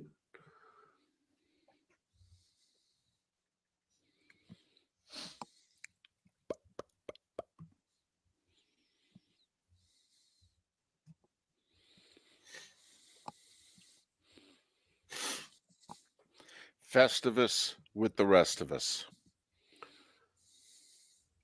I got problems with all of you. Did you listen to that podcast? I didn't. I listened to Steely Dan, followed by Whiskey Myers. Okay. Fell asleep during the Steely Dan, which was the intention. Woke up, listened to Whiskey Myers. I laughed. I go to get my socks. My daughter's going to drive her roommate in college crazy if this keeps up because she's up already on her tablet. She's just used to getting up this time of day. Is she hanging out? She listening to you? I asked her if she wanted to do a couple segments, but no. She has never wanted to talk on this show. Nope. We can talk about her having offers from every single travel soccer team. Yeah, right. In the tri-state area.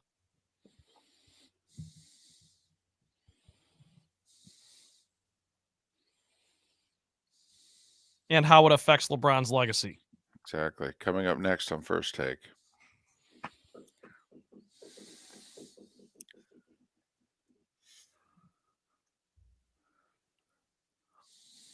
Okay, here we go.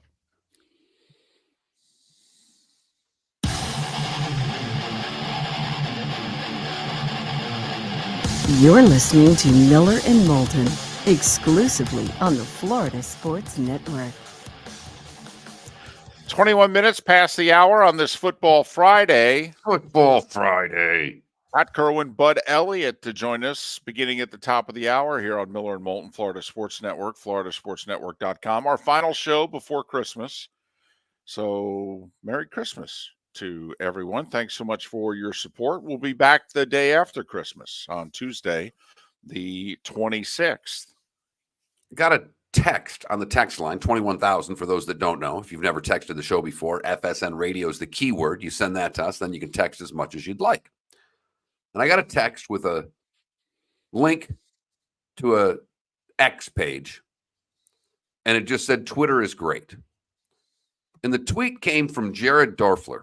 Jared Dorfler is he's got 30,000 followers on Twitter. He writes a weekly newsletter discussing the business side of golf. He's a former college golfer.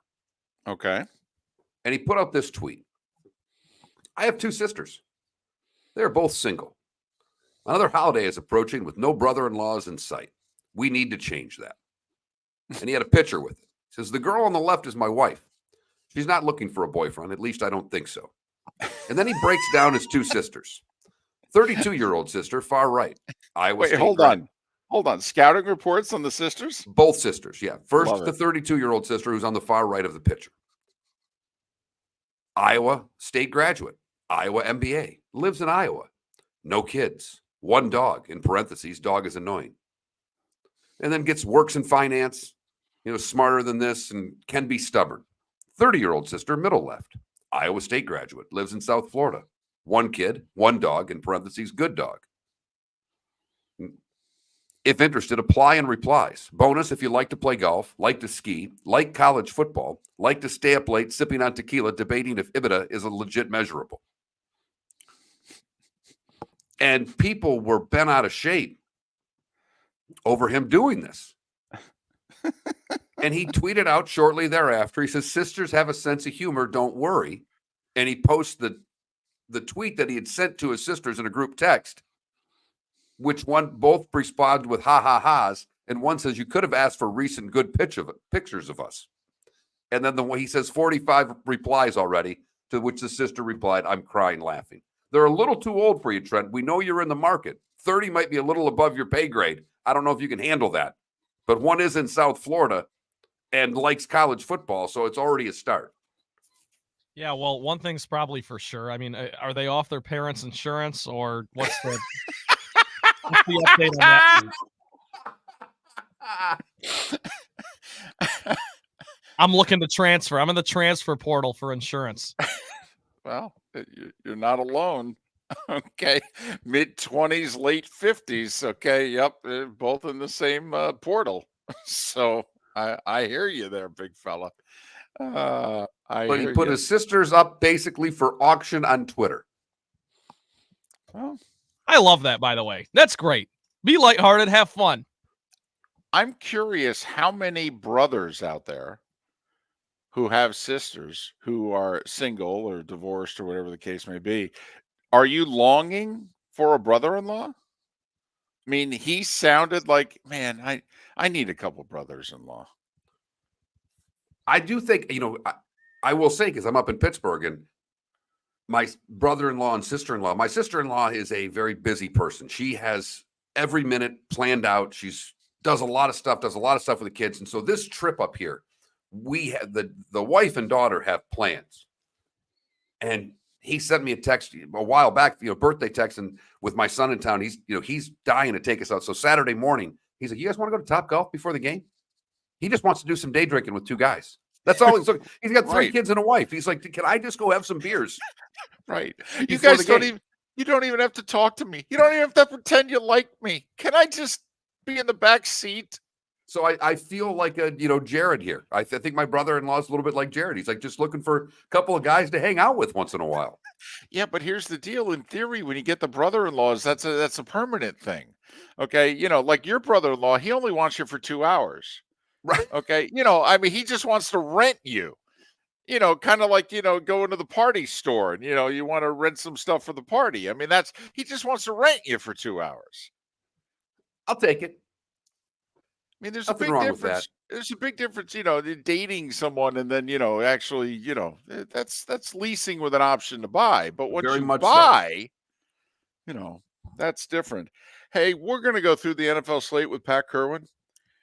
Can I just tell you, I don't listen to a single thing I say later on in the show. I have such a bad feeling about this week's games. I had such a good feeling last night about the Rams. You and I had such a good feeling about the Rams and South Florida last night. that I don't know if I have a good feeling about any other game. I'm not kidding. I don't know if there's one game coming up that I have that good a feeling of. I'm even worried about the Bills and the Chargers because I'm worried that this is a game that the Bills, they're going to win, but that, come on, they just got done playing what? The Eagles, the Chiefs, and the Cowboys? And they got 2 division games to end the season with? I wonder if the Bills are just going to show up in LA, short week. They'll win by 7-10 points, but I don't know that they're going to whack the Chargers. Well, particularly after the way the Chargers played last week, where they quit. Yeah. I mean, they're going to go out and give a professional effort this week. I'm with you, David. They're not going to win. But are they going to get blown? Are they going to get their doors blown off and lose by 12, 13 points? Now, if the Bills show up and play their A game, yes. But, what also have we seen here recently? The coach gets fired, the team kind of responds and plays better for a short time. So there's so many second and third string quarterbacks in Minnesota, in Cleveland's case, fourth string quarterbacks. I mean, golly.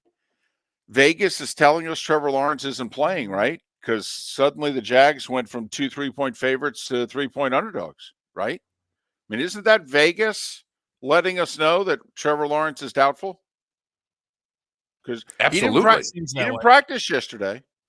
He has not been cleared from concussion protocol. Now he could be cleared in an hour. But, I mean, now suddenly the Bucs are a 3-point favorite at home against the Jags.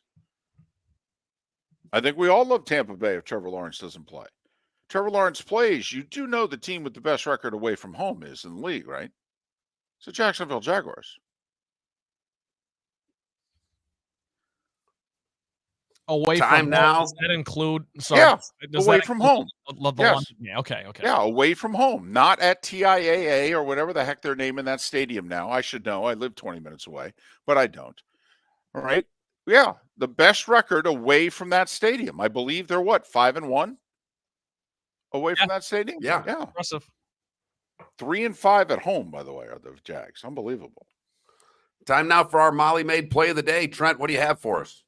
Look, I know there was some good hockey, some good hoops last night, but Alex Golish graciously, gave his time to the show this season. Seth Everett is a Cuse guy, and he's a weekly guest. This is just too rich. This game was previewed and commercially mocked all week long. It's the roofclaim.com Boca Raton Bowl, where the USF Bulls annihilated the Syracuse Orangemen 45-0. Here's a scoop and score from junior defensive end Tremel Logan before halftime to make it 31-0. Syracuse's output on this drive is much as in the game. It's loose. It's a scoop. It's a score for Logan. No flags, untouched. 60 yards. Again, 45-0 Bulls, the 7th win of the year for them. And with the highest ranked recruiting class in program history coming in, the future is bright for USF. And there's your play of the day presented by Molly Maid from the only bowl game of last night. Go to mollymaid.com. Give your wife a real gift. Get your house clean for the year, maybe 2 years. Set her up. It'll be worth it. Don't laugh. I did it for my wife 15 years ago. Unbelievable. You want to talk about make it happen night. Hoo-ah! Always better when someone else makes the bed. UCF Gasparilla Bowl tonight, baby. 5.5-point favorite over Georgia Tech. Miller and Moulton. All right, we'll make our picks, whether we feel good about them or not, next. Hello, friends and family of Southwest Florida. Are you looking to tap into the electric vehicle market? Well, look no further, because we here at Southwest Florida Golf Carts have just what you need.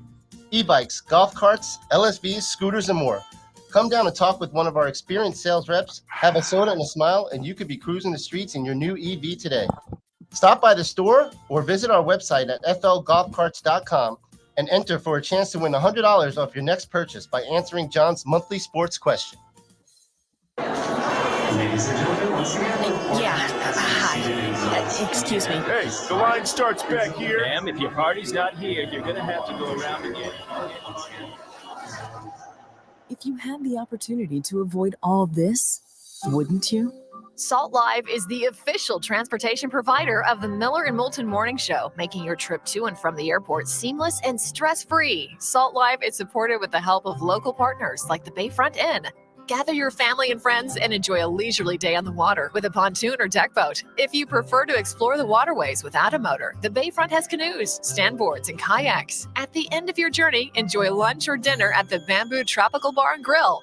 The Bayfront Inn, something for everyone on 5th Avenue in downtown Naples. BayfrontInNaples.com. When you need a ride, book with Salt Live Transportation, 308-8686, or book on saltlivetransportation.com. Located on the East Trail, locally owned Naples Tiki Bar and Grill is an outdoor eatery next to the Hitching Post Shopping Center. Island-inspired food with a true tiki theme. The best place in Naples to enjoy the beautiful weather in Southwest Florida. The Naples Tiki Bar and Grill offers a great menu for dine-in or takeout. Enjoy our famous pulled pork, huge burgers, and tiki bar cocktails. Don't miss happy hour every day from 3 to 6 and live music 7 days a week. See you soon at the Naples Tiki Bar and Grill, 11498 Tamiami Trail East. You were listening to Miller and Moulton on the Florida Sports Network.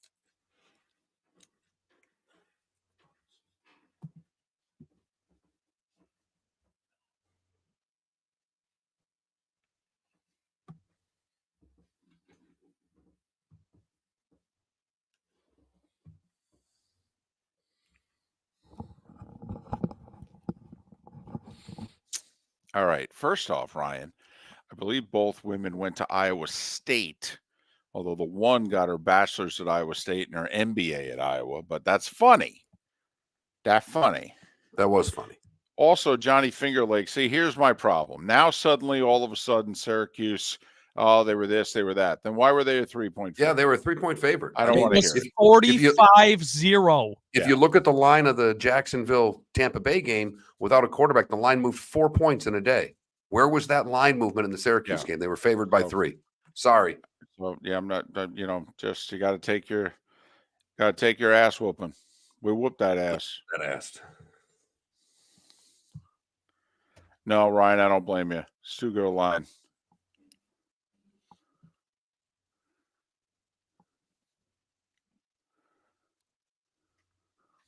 I should have used the whoop that ass quote. I should have got the audio for that. I thought you might. I was going to tell you that it wouldn't be bad. I can find it if you guys would like. Oh, it's easy to find. That might be needed to put. You need to figure out how to load that sound machine there. That could be an all-time drop just to cut that. We whipped that ass. That might need to stick in the system for a while. That's pretty solid. It's taken over mollywop as the official term for a blowout. I do like mollywop.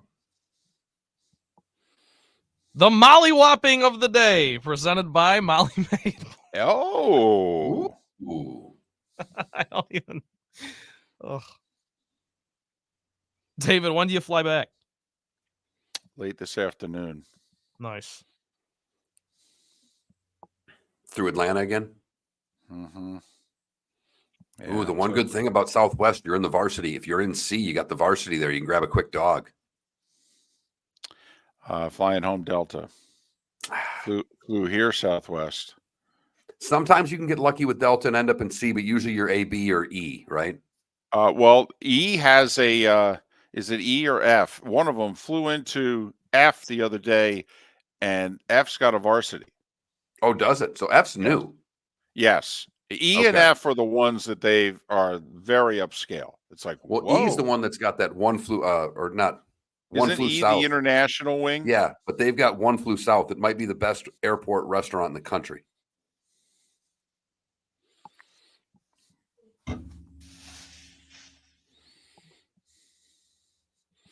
Yes, Larry. Top 50 recruiting class, best group of 5 recruiting class. Liberty also had a terrific recruiting class. Give Mark liberty or give him death. Give me liberty and lay the points, baby. Tell you what, Syracuse could have used Tommy Cutlets last night. What did he? Did he trademark Tommy Cutlets, and what else did he try to trademark? Yeah. No words. Okay, here we go.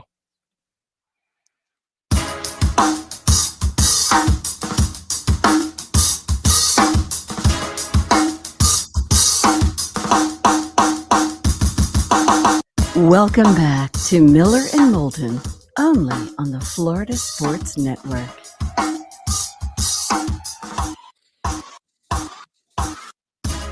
"22 minutes before the hour. Pat Kirwan at the top of the hour. Bud Elliott 1 hour from now.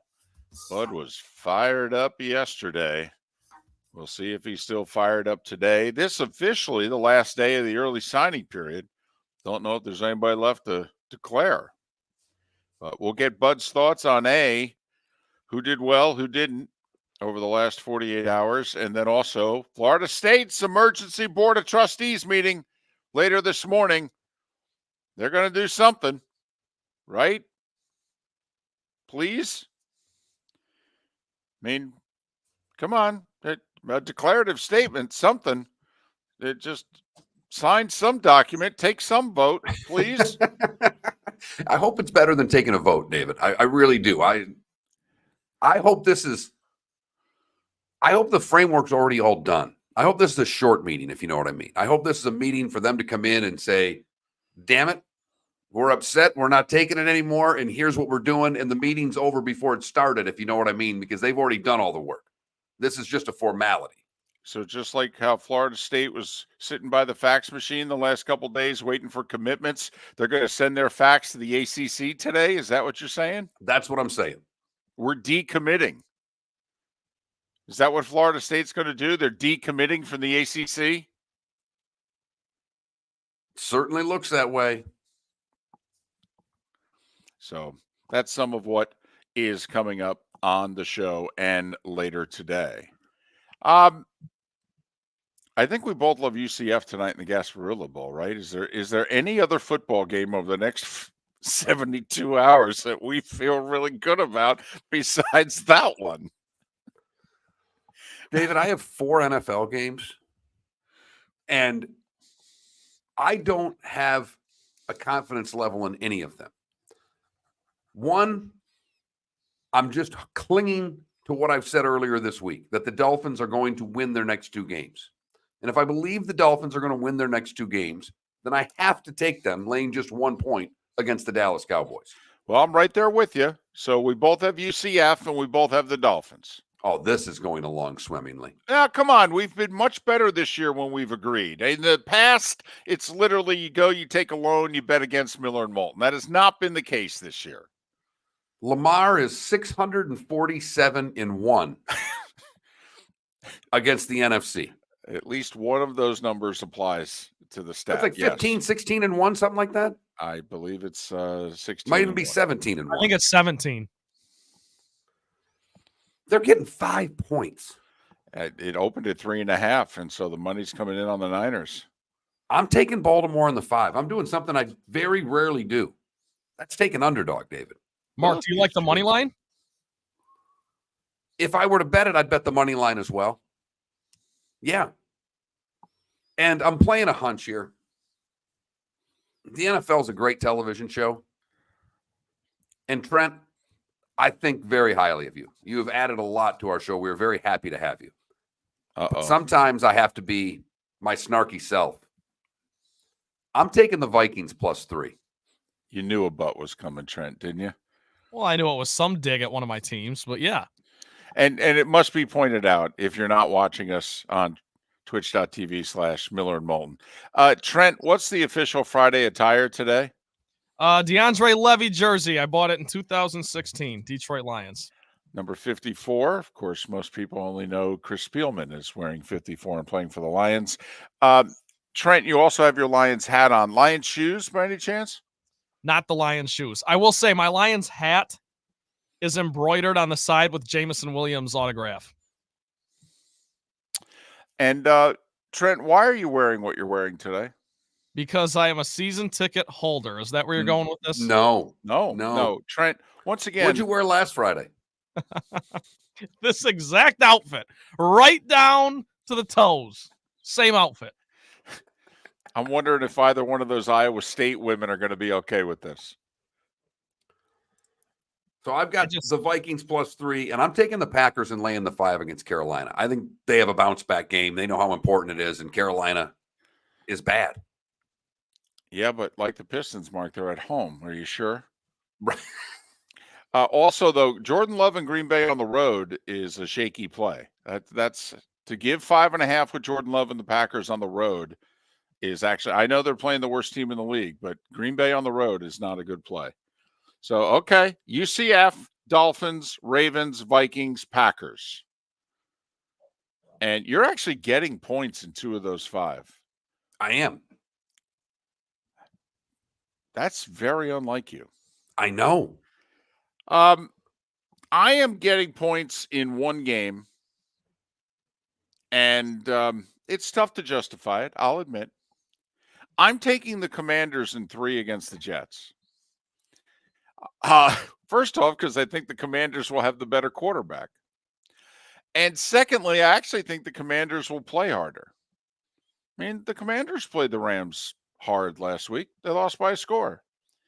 Are we sure the Jets haven't packed it in? And I know Washington is the worst defense in the league. That's good because they're facing the team with arguably the worst offense. Something has to give here. I'm actually going to take the Commanders in 3 at the Jets. I think it could get very nasty for the Jets if they start losing in this game. Well, I've said I believe Saleh's safe, but if they quit on him the rest of the season, all bets are off. I'm taking the Bears. I almost did. I mean, you're taking the Packers and laying 5.5 on the road. I know the Bears as a big favorite. I mean, I consider Chicago a 4-point favorite. They're playing Arizona. By the way, how about the quarterback matchup in this? Kyler Murray, Justin Fields. I mean, Kyler, Justin, Kyler. I mean, there's some similarities there, styles of play and what have you. The one guy trying to become what the other is, and he was established till he got hurt. And I know Arizona's been playing hard, but Chicago's been playing pretty well. And I think the Bears are going to try to finish this off.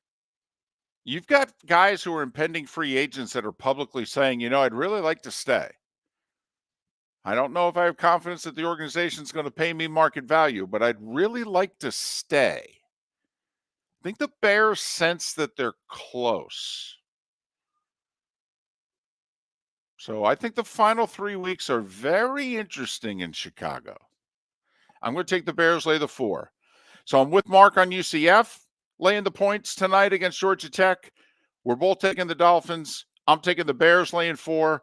I'm taking the Commanders in 3 at the Jets. And Mark, just so that you've got a little something to talk to your brother-in-law about at the Bengals-Steelers game that you're going to, tell him your co-host is taking the under. It's Mason Rudolph, Jake Browning, no Jamar Chase for Cincinnati. 38.5, which means 21-17 still an under. This game has 13-9 written all over it, David. So I'm taking the under in the Bengals and the Steelers. It's a good play right there. I like that. Of all of your bets, I like that one the best, which means it'll probably be a 35-31 game. Right. And what the Steelers have needed all along was a healthy dose of Mason Rudolph. Man, So- oh man. So they were chanting sell the team at the Pistons game last night. You're being led to believe by your extended family in Pittsburgh that there are going to be fire Tomlin chants at the Steelers game. That was his prediction, and he is a Tomlin guy. But as he said to me, he goes, I'm a Tomlin apologist. I have been forever, and I'm starting to worry. And the town does not. I mean, you pointed this out a month ago, David. Yes. You read an article in the Post-Gazette of which they pointed out his playoff record and the fact that the national media loves Tom. Locally, it is not the same. No. That the comparison, which I thought was interesting, is that they feel that Mike Tomlin lately has been Marvin Lewis, in which Marvin Lewis was producing winning seasons and he was getting the Bengals to the playoffs, but they had absolutely no playoff success.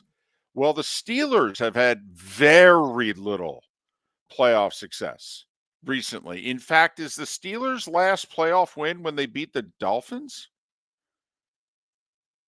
with Matt Moore at quarterback? I mean, I think they only have like 3 playoff wins in the last 9 years, something like that. I mean, they've had winning records every year. We know that. They've made the playoffs most of those years. I mean, think about it. 2017, when Jacksonville made their run to the AFC Championship game, who did they beat in the playoffs? They scored 45 points against the Steelers. Ben's last year, they went to Kansas City, got humiliated. They were supposed to, though.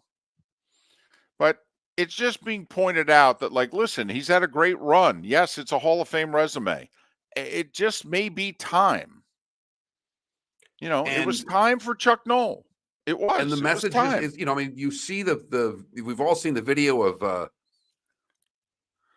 Pickens not blocking on the play. Tomlin made the comment that they're fundamentally a bad football team. Well, who's responsible for that? Right. The other thing is, quite frankly, the offense ultimately, it falls on Mike Tomlin. He's the one hiring the offensive coordinator. I mean, he has to take the blame. I believe there's much more talent on that offense than what they've shown. I am shocked at the Steelers' performance this year. Shocked. I'm stunned at how bad their offensive line's been. And has been for years, by the way. And ultimately, who bears the responsibility? You could argue the general manager. Well, they replaced their general manager last year. I mean, this is a first-year GM. Now, he was with the organization. They just promoted him. But, they've made that move already. What else is left? And Tomlin's will be entering the final year of his contract. So this is pretty much give him a 3-year extension, or, Mike, do we need to move on? And I think it would be best for both sides if they move on. I mean, I've been saying for a while, Belichick and Tomlin are going to be coaching elsewhere next year. And you've been very consistent with that. And I thought for sure Tomlin was going to be back in Pittsburgh next year, but I will reserve judgment until I take in the next couple of days, a little local radio, and see what the tea leaves are trying to tell us about Mike Tomlin and his future in Pittsburgh. Aaron Rodgers is running the Jets. Aaron Rodgers loves Mike Tomlin. What Aaron Rodgers has wanted, hasn't he pretty much gotten from Joe Douglas and the Jets? He wanted to go play for the Jets. They acquired him. They worked the contract that he wanted out. Who did they bring in as the offensive coordinator? Right. Brought Nathaniel Hackett. Right. I want this wide receiver. I want this wide receiver. Oh, okay, we can do that. I want this guy to be kind of the third string quarterback. He's my buddy and what have you. Yeah, okay, we'll sign him. I mean, he can't play, but that's all right. He's your buddy. We'll keep him around. So Mike Tomlin Aaron Rodgers loves Mike Tomlin. if you're the Jets, you had a hell of a year, by the way. You're Joe Douglas. You guys want to make a move? I mean, come on. You really going to hold on to Robert Saleh when you get your hands on Mike Tomlin? Well, in David, it may be the way Douglas saves his job. I mean, that's the other part of this. If Douglas can convince Woody that it's the coach, not him. I mean, that's the real dilemma that's going to happen with the Jets. Right. Now, you and I both believe the GM has failed the coach far more than the coach has failed the organization. But we all know how this works. I mean, but if you have a chance to get Mike Tomlin, I mean, just like Bill Belichick's going to become available. Now, I know a lot of people are worried. His last 4 or 5 drafts, there's a lot to be worried about. But what if you can just get Bill Belichick to coach? Do you think he's going to do that, though? Do you think he'll swallow? He may not have a choice. Yeah, he may not have a choice. B, I think it depends on the situation. But I do think you asked me. I think he desperately wants to pass Shula and be the all-time winningest coach. So I think he wants to go somewhere where he can win. I don't think he wants to go somewhere where he can build. He's in his early 70s. And he needs to shut down this whole "you haven't done anything without Brady" thing. He needs to go win.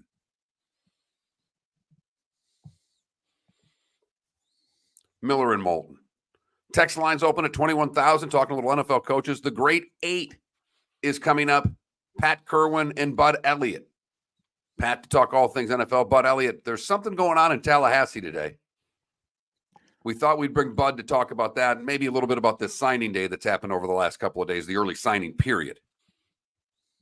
I think they're having lunch at Panera Bread, I think, in Tallahassee. That's what they're doing. Okay, I think the Red Hats are getting together. And then they're going to sing. It's going to be fun. Visit Jason and Todd at the Red Hat. Hey y'all, it's Ben Allen. When it comes to singing and performing live shows, I'm in my comfort zone. When it comes to wanting to surprise my wife with diamonds, I'm a bit lost. That's why I go see my friends Jason and Todd at the Diamond District. Jason and Todd helped me blow my wife away when we got engaged, and I've been applauding them ever since. If you're in the market for diamonds this holiday season, Southwest Florida has been giving Jason and Todd a standing ovation for over 20 years. Go see them and let Jason and Todd know that Ben Allen sent you. Thanks, Ben. We're proud of you and your accomplishments and thrilled that you are part of our Diamond District family. This holiday season, visit Jason and me at the Diamond District. We look forward to shaking your hand and welcoming you to our Diamond District family. Visit Jason and Todd at the Diamond District. The law firm of Michael F. Hornung specializes in criminal defense, DUI, personal injury, nursing home claims, and auto accidents. I'm a former prosecutor with over 34 years of experience. The information I know is information you need to know. If you've been arrested for a DUI, time is of the essence to maintain your driving privileges. Call the law firm of Michael F. Hornung for a free consultation. At the law firm of Michael F. Hornung, we are committed to excellence in your representation. Being a local attorney with local knowledge is clutch to the success of your case. For over 30 years, we have successfully represented the citizens of Southwest Florida. For a free consultation, call 239-437-0095. That's 239-437-0095. Our offices are conveniently located in Fort Myers. Visit online at mfh-law.com. Have a Molly Christmas, a Molly-made Christmas. Give your family a gift of a clean house. When you're looking for professional house cleaning services, you want to make sure that you find a team that can accommodate your budget, schedule, and cleaning preferences. Molly Maid is proud to provide thousands of families across the country with industry-leading services tailored to their specific needs. Call Molly Maid today at 239-774-5839. That's 239-774-5839 or online at mollymaid.com/FTMYERS. Located on the East Trail, locally owned Naples Tiki Bar and Grill is an outdoor eatery next to the Hitching Post Shopping Center. Island-inspired food with a true tiki theme. The best place in Naples to enjoy the beautiful weather in Southwest Florida. The Naples Tiki Bar and Grill offers a great menu for dine-in or takeout. Enjoy our famous pulled pork, huge burgers, and tiki bar cocktails. Don't miss happy hour every day from 3 to 6 and live music 7 days a week. See you soon at the Naples Tiki Bar and Grill. Bell, 11498 Tamiami Trail East. You are listening to Miller and Moulton on the Florida Sports Network. Good morning, boys. Good morning, Pat. Happy holidays to you. Merry Christmas, Pat. Merry Christmas. Is that a Detroit Lion jersey I see in that? That's a DeAndre Levy. Roar, Lion, roar. Yep. Not even a Spielman 54. Pat, do you remember DeAndre Levy? Yes. Okay, because these guys. Do you remember Joik Bell? Yes. Okay. These guys have chastised me. You got to understand, Pat does the draft every year. He remembers everybody. He goes to the Senior Bowl. I mean, Okay, yeah. well, let me finish your question with my answer. Do I remember how fucking bad they were? Yes. I'm Fair only enough. kidding. Joik Bell. No. There was something about his name that told me, don't draft this dude, Joik Bell. Yeah. No, I followed those guys closely. I was friends with a couple of your coaches and GMs, and I spent enough time out there. Well, that's good. I had to ask because these guys. You should have taken that 99-cent price tag off that jersey. Don't give David clues like that. I mean, Mark will defend you to the end. It is Detroit, but I don't know. When I saw you earlier, I go, we'll be covering the jersey first thing when I get on that show. That's great. I asked my junior year of high school, I asked my date to homecoming wearing this, and I had a sign, because you gotta have the big signs nowadays, and you gotta do something special. I had a sign that said, "I ain't lying." Homecoming or something like that. Oh boy! And she said yes. She did. And can you believe it, Pat? He's single. Can you believe that? Yes. Well, did she leave you, or did it just never materialize? She's married. She's married now. Well, then you made a good move. Yes. You're too young to be married. Funny story. This is way down the rabbit hole, but a couple of years ago when I was not a couple of years ago, last year when I was in the hospital after my first chemo treatment, she was my nurse. She walks in to the room, and I wake up and I'm like, what the hell is going on? Yes. The power of that drug to make you think that was my old girlfriend right there. Who's now married and a nurse. Yeah. Oh, God. Do we have the antidote for this, please? Can I have it now? I can't stand this.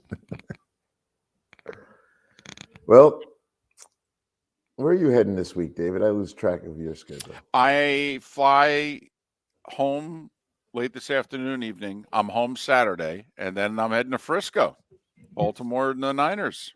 Great game. So Christmas Eve, flying out. I'm taking a red eye back.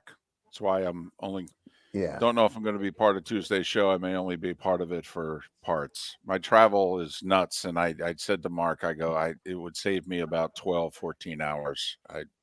I'm doing the same thing after the Super Bowl. I am not sticking around. The game's over early enough for me to get to the airport to get the red eye out of there.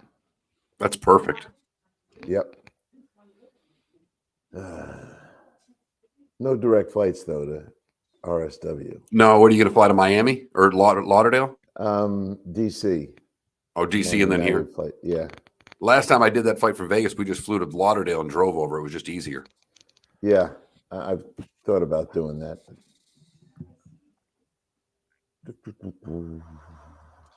All right, here we go. All right. Go Lions.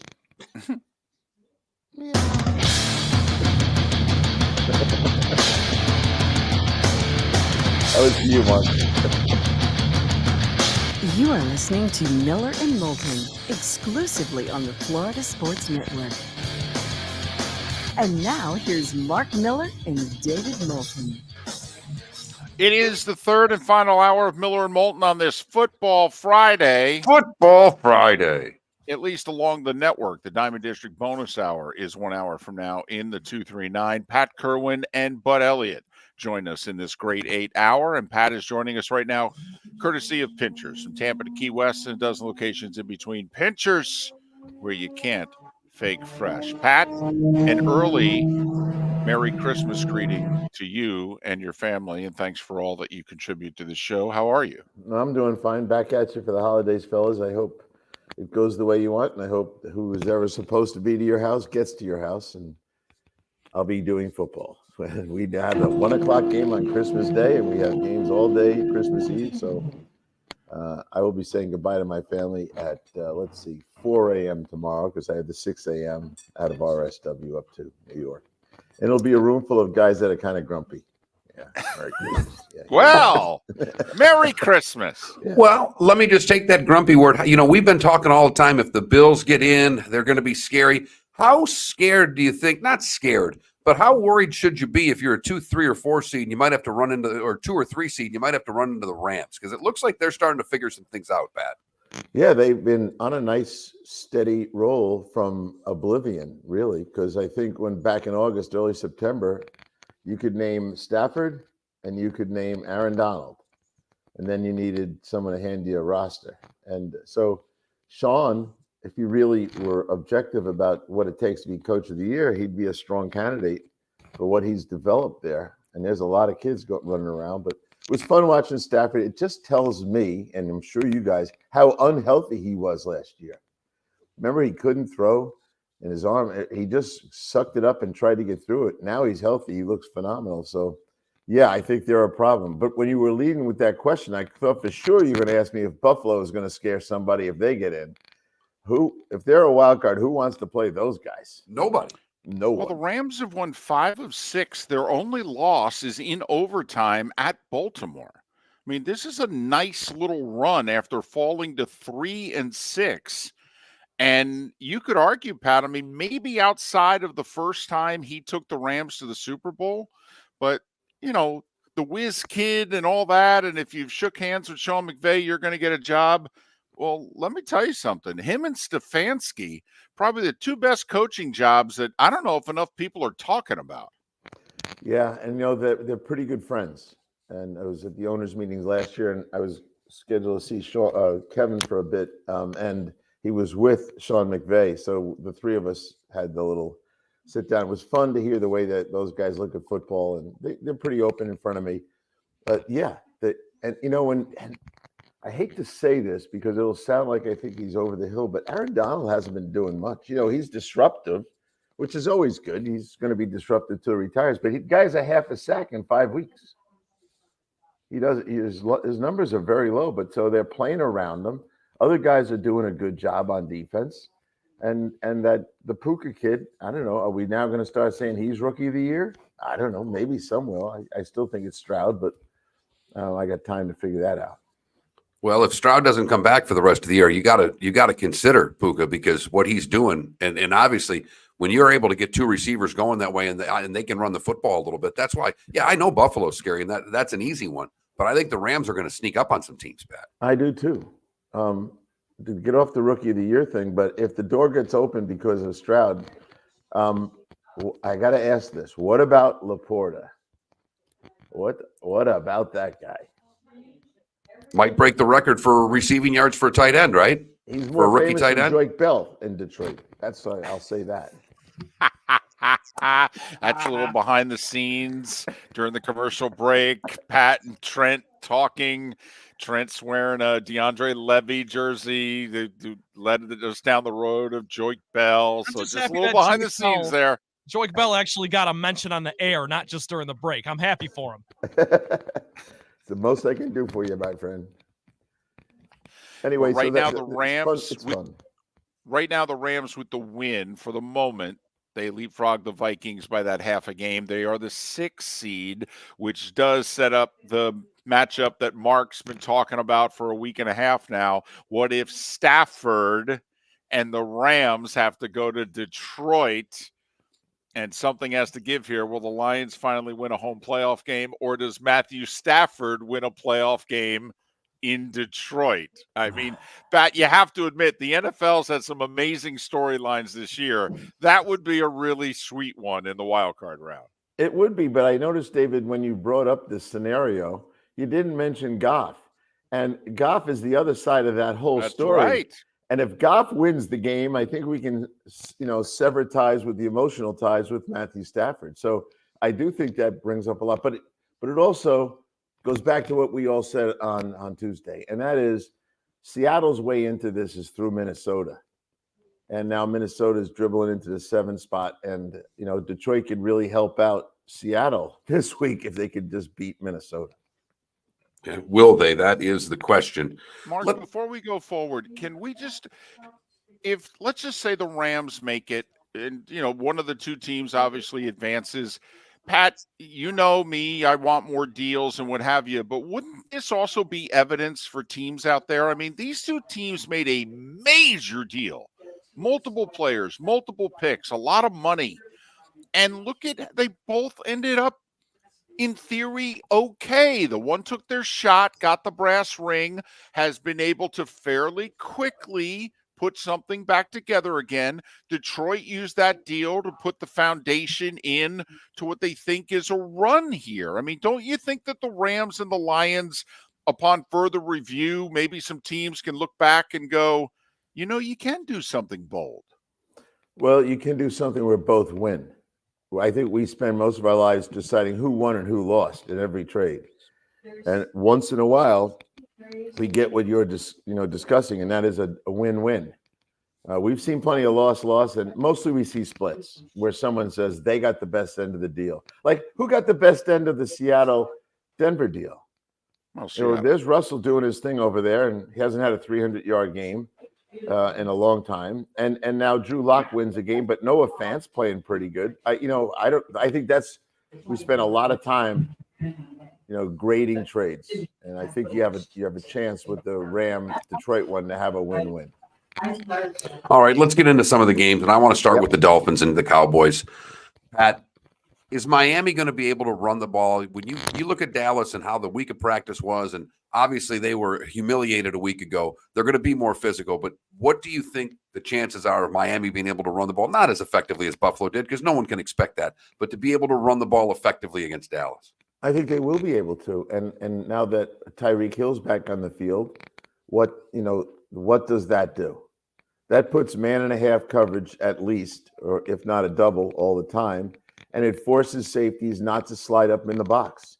And I think the guys over in Miami have taken advantage of that. You look at Mostert and A-Chain. In the last 4 weeks, those two guys have 9 rushing touchdowns. So they've already proven they will run the ball. They've got a guy with, I think, the most rushing touchdowns in Mostert, and they have a guy with the most yards per carry in A-Chain. So all the ingredients are there, and having Tyreek back on the field sets up the run game very nicely for them. And if you're watching last week's tape, which they watched a million times over, there are no indications. And here's the last thing I'll say about Dallas. And this is what I would do. Take Dallas's 4 losses and look at those 4 losses, and here's what you see. You see a team that gave up 767 yards rushing, or 192 yards rushing a game. That's how they lost. And when they won, which is 10 times, they gave up 88 yards a game rushing. So they have been vulnerable, and they have lost because of the running game. And I think you're going to see plenty of it because the line is so broken down. They've been pretty clear they don't want Tua to get hurt. How about Tua? 4 first downs rushing all year. That's an Achilles heel for them. Well, if there's a path to beat the Cowboys, there's the path to beat the Dolphins, and it fits what Dallas can do best on defense, which is get after a quarterback. I mean, you've talked about it now for 2 years, the number of sacks. The number this year is 3. If you can get 3 or more sacks on Tua and the Dolphins, you beat them. And, the Titans, the offensive rally, but they sacked them 5 times that day. I mean, it is the perfect styles make a fight here. Miami could bludgeon Dallas if they wanted to. They're capable of it. Dallas could also put Tua on his butt all day, potentially. And that's why they'll run the ball. That's why I think the indicators are there. If you do your film study, it's going to tell you to run the ball. And they got this far with protecting Tua. They're going to keep protecting them right to the postseason. Run the ball, and they got 2 good backs to do it. Give me the other side of the ball. The Dolphins' defense has been much better. Do you think they're going to have Ramsey on CeeDee Lamb the whole game? How do you think the Dolphins play it defensively? You know, we all think that they should be matching Ramsey up. They just don't do it that much. And Vic Fangio and how he sees playing defense is kind of like he's fine with left and right most of the time. I think there's a lot of push. I bet you the head coach has asked him to do it, but they don't do it as much as you think. They wouldn't do it as much as some of the coaches in this league that would do it every down. It is worth noting yesterday, you know, when certain players come back and practice. Yesterday, Achane, Armstead, Tyreek Hill, and Xavier Howard all practiced for the Dolphins. A full practice, not limited participants. Full practice on Thursday for the Dolphins. Some key players there: Achane, Armstead, Tyreek, and Xavier Howard. All full practice participants yesterday for Miami. That's a very good sign for the Dolphins. This it sure is. Well, you know, I haven't picked who I'm taking, but I'm leaning, as Jim Miller would say, I'm leaning on Miami. Home field. Does home field mean anything down there? Yeah. I don't think it does in December. I think it does in September, but I don't think it does in December, Pat. Yep, I'm with you on that part. I think it does for this reason. The Dolphins have the second best home record in the league. Their only losses to the Titans. It was really a 4-minute meltdown. You know, otherwise them and the Cowboys, you know. So I do think it's important for Miami. Oh, let's face it, though, Pat. What's important is to get the seed where you don't play Buffalo in the first round. Yes, and they don't think that way, you know, on the moment they're on the field playing. They just are trying to win the game. I'd say this about Miami's defense, which we didn't really talk about. The last 4 weeks, they're giving up 13.5 a game. Pretty stingy. Well, you can go back 2 months from when they got Ramsey back. They've really only had one bad defensive effort since Ramsey has been healthy, Mark. No, they've been terrific defensively. That's why I'm curious what they do with Ramsey, if they're going to have him shadow CeeDee Lamb, you know, and how Dallas attacks Miami in that game as well. He's Pat Kirwan, joins us twice a week, courtesy of Pinchers, with locations from Tampa to Key West. Pinchers, where you cannot fake fresh. More with Pat Kirwan on the other side. Thanks for listening. Miller and Moulton. Have a Molly Christmas, a Molly made Christmas. Give your family a gift of a clean house. When you're looking for professional house cleaning services, you want to make sure that you find a team that can accommodate your budget, schedule, and cleaning preferences. Molly Made is proud to provide thousands of families across the country with industry-leading services tailored to their specific needs.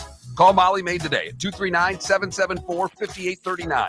That's 239-774-5839 or online at mollymade.com/FTMYERS. Hello, friends and family of Southwest Florida. Are you looking to tap into the electric vehicle market? Well, look no further, because we here at Southwest Florida Golf Carts have just what you need.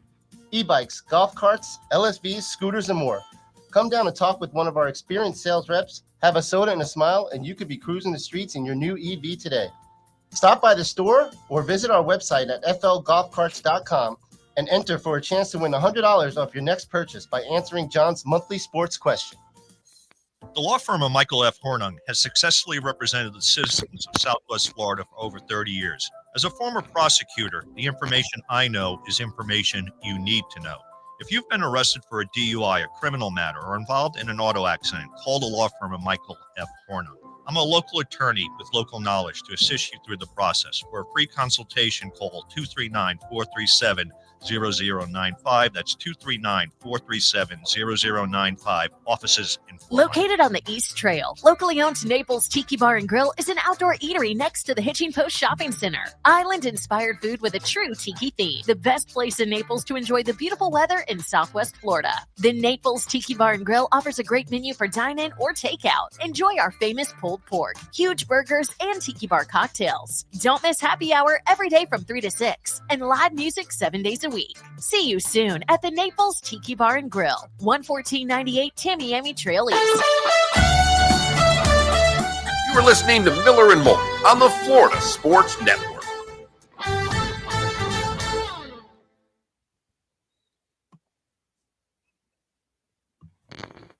A lot of good games this week. A lot of meaningful games is more important, I think. I'll tell you what, though, games that Miller and Moulton are having a very hard time getting a handle of.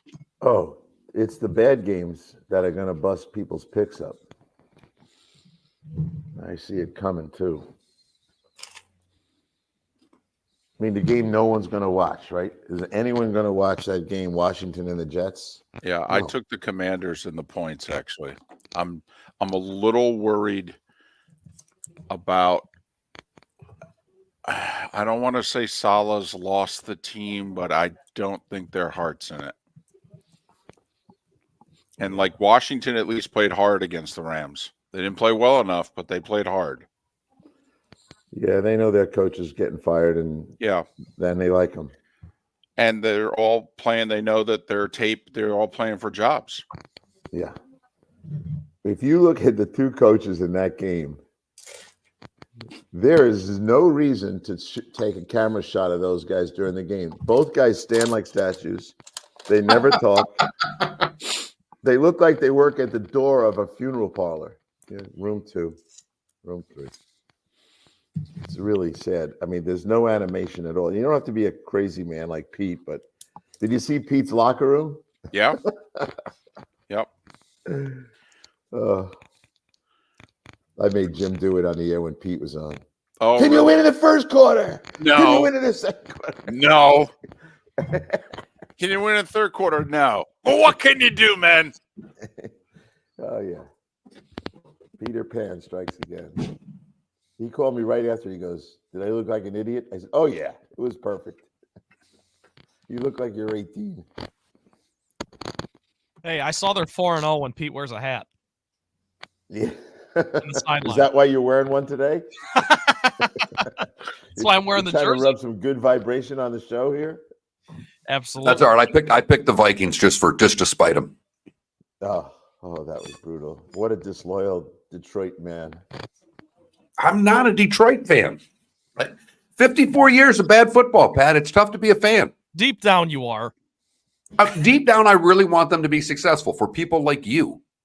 I have so many friends that are like you that I would love them to see that success, and I will root for them if the game. But when they lose, I don't lose any sleep over it. Mark, I cannot believe you said that. Like, I would never be doing this for Trent. He's too stinking young. I'm doing it for the 70-year-old guys. Well, those guys.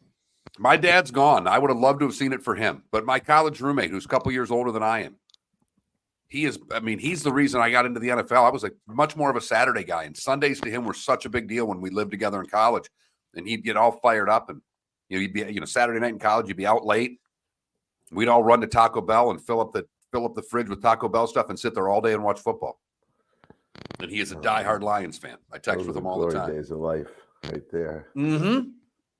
Nothing better. Have you ever had him come visit you in Florida for a Taco Bell Sunday?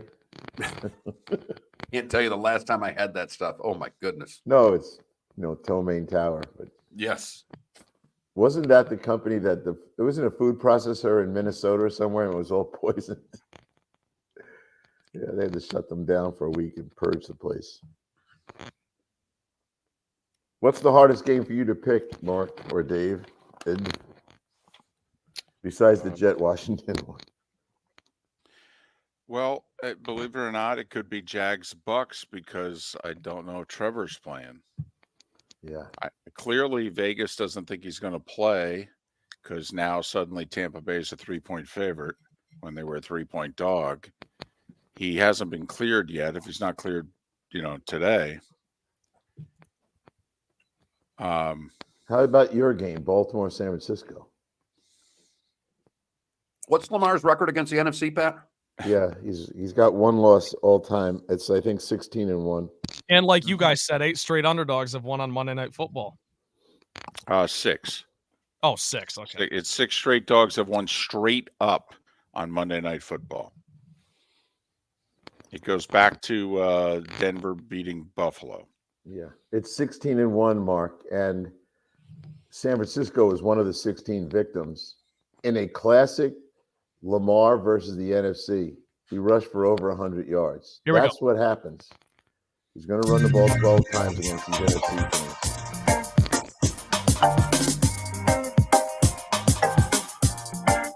Welcome back to Miller and Moulton, only on the Florida Sports Network.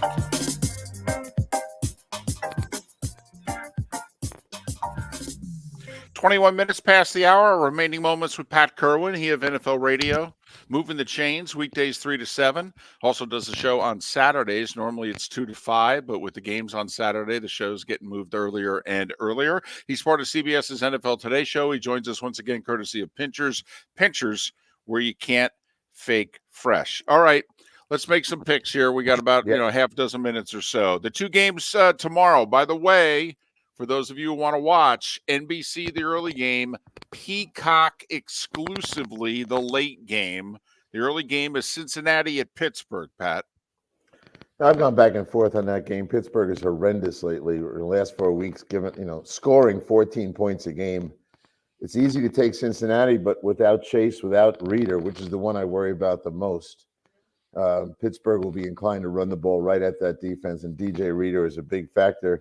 And there's a long history of Mike Tomlin. I don't think he loses his team, but I think I'll take Pittsburgh in the game only because of the injuries in Cincinnati. That would be a big win because I'm in Pittsburgh right now, Pat, and locally they want Tomlin gone. I mean, that's what it is incredible how they've turned on him. So much so that I'm hearing from my brother-in-law that he's here on local radio. They maybe haven't fired Tomlin chants during the game. They will be, and then they yell at whoever the quarterback is too. Same chant. Get rid of the quarterback, get rid of the coach. But Mike has been in this position before and found a way to have a winning record. Any worry about a letdown for the Bills? They've played Eagles, Chiefs, Cowboys last 3 weeks. They have 2 division games to finish things off. Short week in Los Angeles. Any worry about a letdown? No worry by me. I do worry about their road record. They and Cleveland are both 2-4 on the road. They're two teams that I'm paying very close attention to their road performance, along with Dallas, of course, who gets all the notoriety for shaky on the road. Buffalo, I think, will just take care of the Chargers. The Chargers, I hate to say it, they look like they packed their trucks and they're ready for a Christmas vacation as soon as possible. You know, the Colts and the Falcons is a really important game. It doesn't look like it. These teams aren't very good, we don't think, but it's a big game, Pat. It is a big game, and it's big in the sense the Colts are expecting, and at this point have raised their expectations to make the playoffs. A win here and go to 9-6 would give them a real good footing in that area. And Atlanta knows there's only one way into the playoffs for them is win the division. That's still in front of them. I like the Colts, though. Minshew madness and all that conversation. They're a very interesting football team. They're good on defense with speed. They have 8 takeaways in the last 4 weeks. So they're getting the ball back for the offense, and Minshew's capitalize on that. So I do like them, and I like them. They get Atlanta.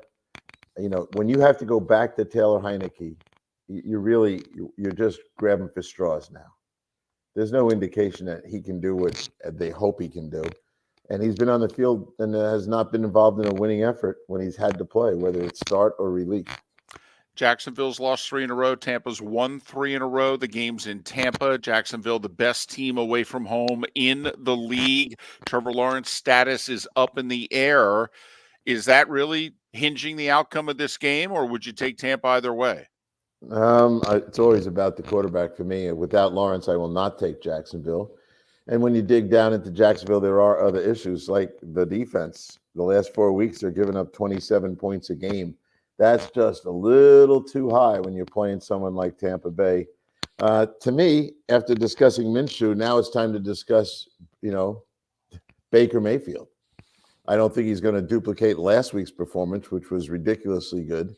But I think the guy is tenacious, and I think he found a little home here, and it's all because Todd Bowles believes in him. And I think our friend Baker has gone through about 3 years where he knew the coach did not believe in him. So he's feeling something good here. And without Trevor on the field, I'll take Tampa. How much are those two tied together, Bowles and Baker? Because I still think that if somehow Tampa doesn't win the division, Bowles is going to lose his job. And if he wins the division, he keeps his job, which means Baker keeps his, I think. Are they tied together, Pat? Yep, I do. Most guys would look at Baker and say he's not a franchise guy. He's going to be up for a contract. A new coach would come in and be very reluctant to want to give him a 3-year deal with some significant money in it. I mean, it's not mega money, but it'd be over $10 million a year, and I think they'd be nervous about doing it. And I think Todd Bowles is He's always had a bullseye on his back. He's not a dynamic personality, although I know him pretty well, and I think he's underrated as a leader. His players like playing for him. When he was at the Jets, those guys loved him. They loved him with the Dolphins when he was interim coach. They wanted him to get the job. Yeah. So I think if the players feel like he's on the bubble, they're going to play even harder. All right, a lot of road favorites this week, Pat, and very interesting games. You mentioned Cleveland. You know, do you like their second, third string quarterback better than the Texans? Yes, of course I do. I like Flacco. He came at the right time. He didn't waste all of his time in preseason and getting old. And he's got fresh legs under him. And he actually pulled away. I was talking to Joe this week. You know, he pulled away from someone when escaping the pocket, only to surprise the entire team. And his teammates been ribbing him all week about it. Not 100% healthy. He's got a calf. He'll be fine. He'll throw the ball well. And I like Cleveland to win the game. Houston's a little bit of a slide, 2-2 in the last 4. Here's the scary part: only scoring 17 points a game for the last month. You've been backing the Lions all year long, Pat. They're on the road. They're a 3-point favorite. Can they get it done on the road against the Vikings this week? Yeah. Remember I told you about the road teams I'm worried about that are good teams, Cleveland and Buffalo and Dallas? Well, here's the only team in the 14 playoff contenders right now with a losing home record, the Minnesota Vikings. How do you get to the postseason when you're 2-4 at home? I don't like the Vikings in this game. I like Detroit. I think they fix some of their problems. They'll play really hard. It won't be easy. Division games never are. But I'll take my chances with Goff and company in Minnesota against a team that struggles in their own building. If the Lions win, they win the division for the first time in 30 years. Only other team with a bad home record right now that's a playoff team, the Jaguars, are 3-5 at home. Seattle, coming off short week, got to travel. I know Seattle travels as well as anybody. Looks like they're going back to Geno. Can they avoid the upset and the letdown in Nashville? Well, Tennessee's been a bit of a spoiler. They didn't win enough of them, but they are 2-2 in the last 4 weeks. And they had a win a couple weeks ago that wrecked someone's postseason party. Pete was pretty excited about Geno coming back, very pleased with what Locke did. They've got a lot of weapons with Kenneth Walker especially. And so I do like Seattle in this situation. Another team, a little bit like Pittsburgh, they know how to rally late in the season to stay alive.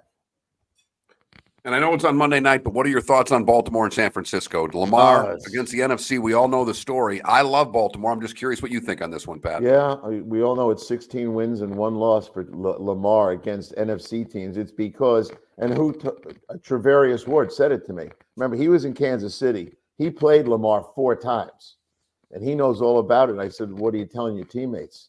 I'm telling them you better be disciplined because the guy will find the escape lane and he will beat any of our guys, me included, in the open field. So he's trying to pound it into him, but most of the guys in San Francisco have never played against him. So he'll be a problem, and he will run the ball 12 times in this game. That's his MO when he's playing against these NFC teams. It's also his MO when he's trying to drag his team into a championship situation. Can he do it? San Francisco is such a complete team. I think I'll take the home team in this one. 16-2 is not bad. It's interesting. San Francisco very rarely brings pressure. They rush just 4. Will 4 be enough, and will that create too many running lanes for Lamar to run through when you're only bringing 4? Pat, very quickly, about 15 seconds, do you think Baltimore's D-line can hold up to Niners' running game? They got to blitz the run. And, you know, when you have 15 guys that have a sack, the sacks aren't always against pass plays. And I think the fans need to remember that. They will blitz the run game and try to stop it in the backfield. And they want to blitz McCaffrey when he's in the backfield, because when you blitz him, you prevent him from releasing and you pound him physically. He's Pat Kirwan, joins us twice a week, courtesy of Pinterest. Pat, Merry Christmas. Thanks for everything you do for the show. And we'll talk to you next week. It's been my favorite thing coming on this show for all these years. You guys ask the best questions, and you're a lot of fun. And now that we have a Detroit guy. Locally owned Naples Tiki Bar and Grill is an outdoor eatery next to the Hitching Post Shopping Center. Island-inspired Thanks, food Pat. with True Tiki theme, the best place in Naples to Good enjoy boys. the beautiful weather in Southwest Florida. The Naples Tiki Bar and Grill offers a great menu for dine-in or takeout. Enjoy our famous pulled pork, huge burgers, and Tiki Bar cocktails. Don't miss happy hour every day from 3 to 6, and live music 7 days a week. See you soon at the Naples Tiki Bar and Grill, 11498 Tamiami Trail East. The law firm of Michael F. Hornung specializes in criminal defense, DUI, personal injury, nursing home claims, and auto accidents. I'm a former prosecutor with over 34 years of experience. The information I know is information you need to know. If you've been arrested for a DUI, time is of the essence to maintain your driving privileges. Call the law firm of Michael F. Hornung for a free consultation. At the law firm of Michael F. Hornung, we are committed to excellence in your representation. Being a local attorney with local knowledge is clutch to the success of your case. For over 30 years, we have successfully represented the citizens of Southwest Florida. For a free consultation, call 239-437-0095. That's 239-437-0095. Our offices are conveniently located in Fort Myers. Visit online at mfh-law.com. Hello, friends and family of Southwest Florida. Are you looking to tap into the electric vehicle market? Well, look no further, because we here at Southwest Florida Golf Carts have just what you need. E-bikes, golf carts, LSVs, scooters, and more. Come down and talk with one of our experienced sales reps, have a soda and a smile, and you could be cruising the streets in your new EV today.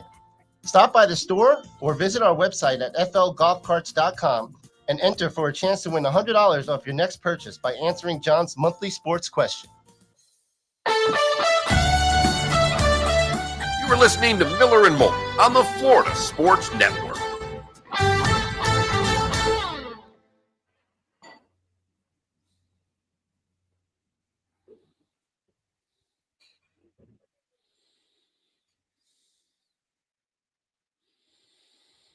Sorry about the choppy end there to that last segment. I tried. Well, here's the deal. You can just turn this mic off. Okay. Yeah. You got to think about the on-air product. We say goodbye to Pat. You can slide it down. Yep, you're right. My bad. Oh, it's not bad. It's just, Well, yeah, you're right. I got control of everything over here. Just By the way, you kind of dropped a bomb, at least for me. I wasn't aware. I did not realize that you battled cancer. Oh, yeah. 6 months, which, I'm very aware that's not a long time. But Hodgkin's lymphoma, very beatable form. Treatable, I should say. I still got to do the PET scans and everything, but right. You clear? Yeah, I'm in remission. Mm-hmm. More than I've had for breakfast in the last month. In May of 2020, 2 months into the pandemic, I thought I was passing a kidney stone and went to the hospital, and they said, "Oh no, you have liver cancer or kidney cancer." And it was kidney cancer. Okay, yeah, I thought it kidney was cancer. Okay.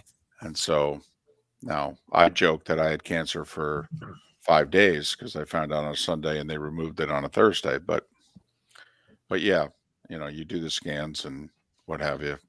Yeah. So, well, good luck. Thank you. You too. What's up, bud? What's going on, guys? See, it's that kind of week for Bud. I got to turn my light on. I got to see here. What?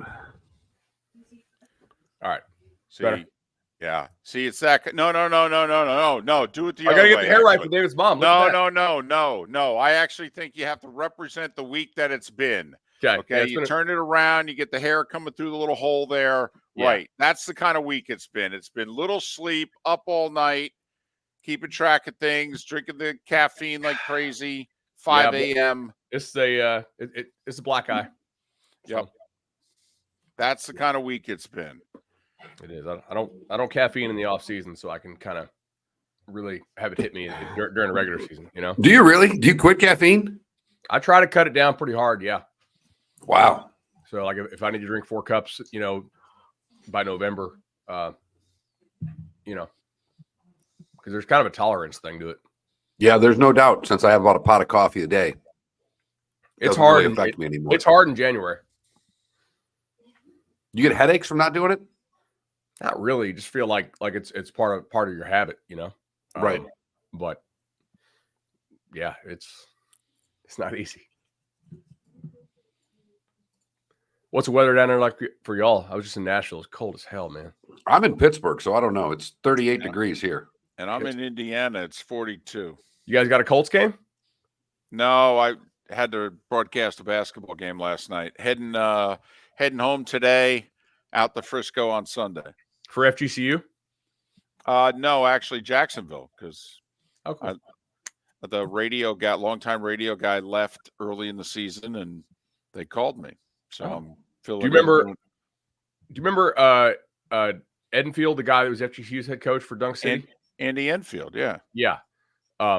So a buddy of mine was like, "Hey, I can't do this thing we have to do this week because I'm Jason Bateman's member guest partner at LA Country Club," and which was like that. Okay, that's fair, right? That's a good excuse to miss. And the two guys they were paired with were Andy and then whoever his guest was at LACC. Yeah, it's funny. It's I was funny. like, I know this other guy, and I know Jason Bateman, who's tall, by the way. Bateman is? I didn't. Yeah, I'll send you a picture. Like my buddy's like 6'6", 300, was first round offensive tackle pick, right? And Bateman's like not. He's not like 5'9". Right. Yeah. Anyway. Oh yeah, man. Andy. Hey, do you like UCF tonight? A little bit. I also kind of like over. It was the weirdest thing. I went to download your podcast for my plane ride, and I could get the signing day one, but it wasn't letting me get your Bowl Palooza 2, which is the one I wanted to listen to. Oh, what the hell? That's not good. It might have been on my end. I don't download a ton of podcasts. Here we go.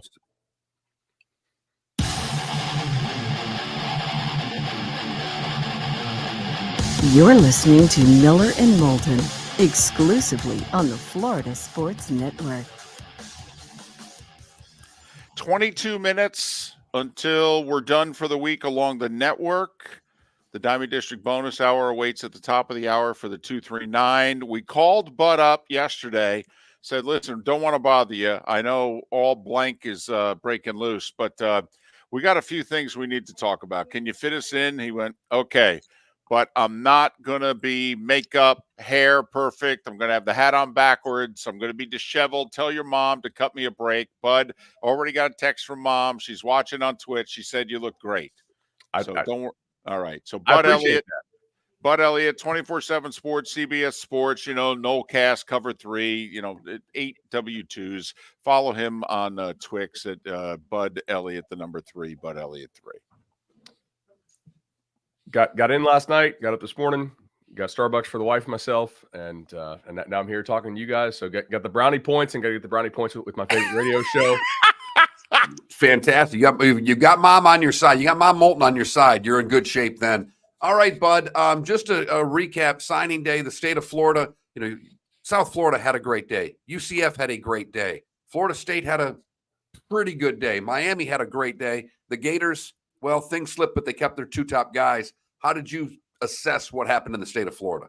I think you really nailed it, right? If you're a Miami fan and you signed Mario Cristobal, you signed him because of what you want to have happen yesterday, which is what you saw, right? The guy works his staff, I think, harder in recruiting than any staff in the country and certainly than any staff in the state. Those guys grind like crazy. It's hard to work for him. He makes everybody recruit their butts off. And their formula is get more talent than everybody else. You see what you see against Georgia Tech and some other games where there's some real kind of questionable coaching gaffes. But his goal is to just out-talent everybody. And they went and did that. They beat Florida State for some critical guys down the stretch. And they are on schedule. They have elite NIL at Miami, and they have really hardworking, talented recruiters who engage with people. So Miami, best class in the state, and well-deserved. They worked for it. Is it fair to say Miami top 5, Florida State top 10, Florida top 15 in terms of recruiting class rankings? I think so. Yeah. Look, Florida State has a good class. It's certainly better than any class Mike Norvell has assembled so far. It probably has more top-end talent than all 3 of his prior classes put together, to be frank. So it is a noticeable step up in talent. It's a step in the right direction. But, I just don't think Florida State has a lot of dynamic recruiters on their staff. I think they have a lot of ball coaches, and they're a pretty well-coached football team. You see it on Saturdays in the fall, but you don't see it, on Wednesdays in December when it comes time to close on the recruiting trail. So again, I've said this every year. I think Mike Norvell needs to take a hard look at his staff and figure out, is that the optimal balance if the goal is to win national titles, to have that many ball coaches and that few recruiters on your staff? I'm not saying you need to flip the whole thing. Maybe just change it by 1, maybe 2. That's up for him to decide. Obviously, the guy just went 13-0, right, after winning 10 games the prior year. So still doing a really good job, but not closing on those big-time guys late, I think will bite you in the butt 2-3 years down the road. Florida, I just think they have to deal with what happened on the field this year. Not only how many games they lost, but how they lost them, how they looked, right? Not real confidence inspiring. And you're going up against a lot of really good staffs. Miami, Auburn, Hugh Freeze ain't never forgot how to recruit, right? Georgia, Texas, which is finally in the college football playoff. Now, they held on to DJ Lagway, who's an absolute gem of a quarterback, maybe the best quarterback in the country. That's huge for them. Even if you fire Billy Napier, that's huge, because now that you have him, your NIL people can talk to him and say, hey, long-term deal. We believe in you. We want you in Gainesville, regardless of who the coach is going to be in 2025, right? LJ McCray out of Daytona, the same thing. Elite level, 6'5.5", 280 big men, can rip off a guy that size who can actually play on the edge. That's kind of rare physical tools. So the rest of Florida's class is okay. They lost some real key players down the stretch. They were 3rd in the country 6 weeks ago, and they fell to 15. So they clearly had some losses, but the top 2 guys in that class are elite.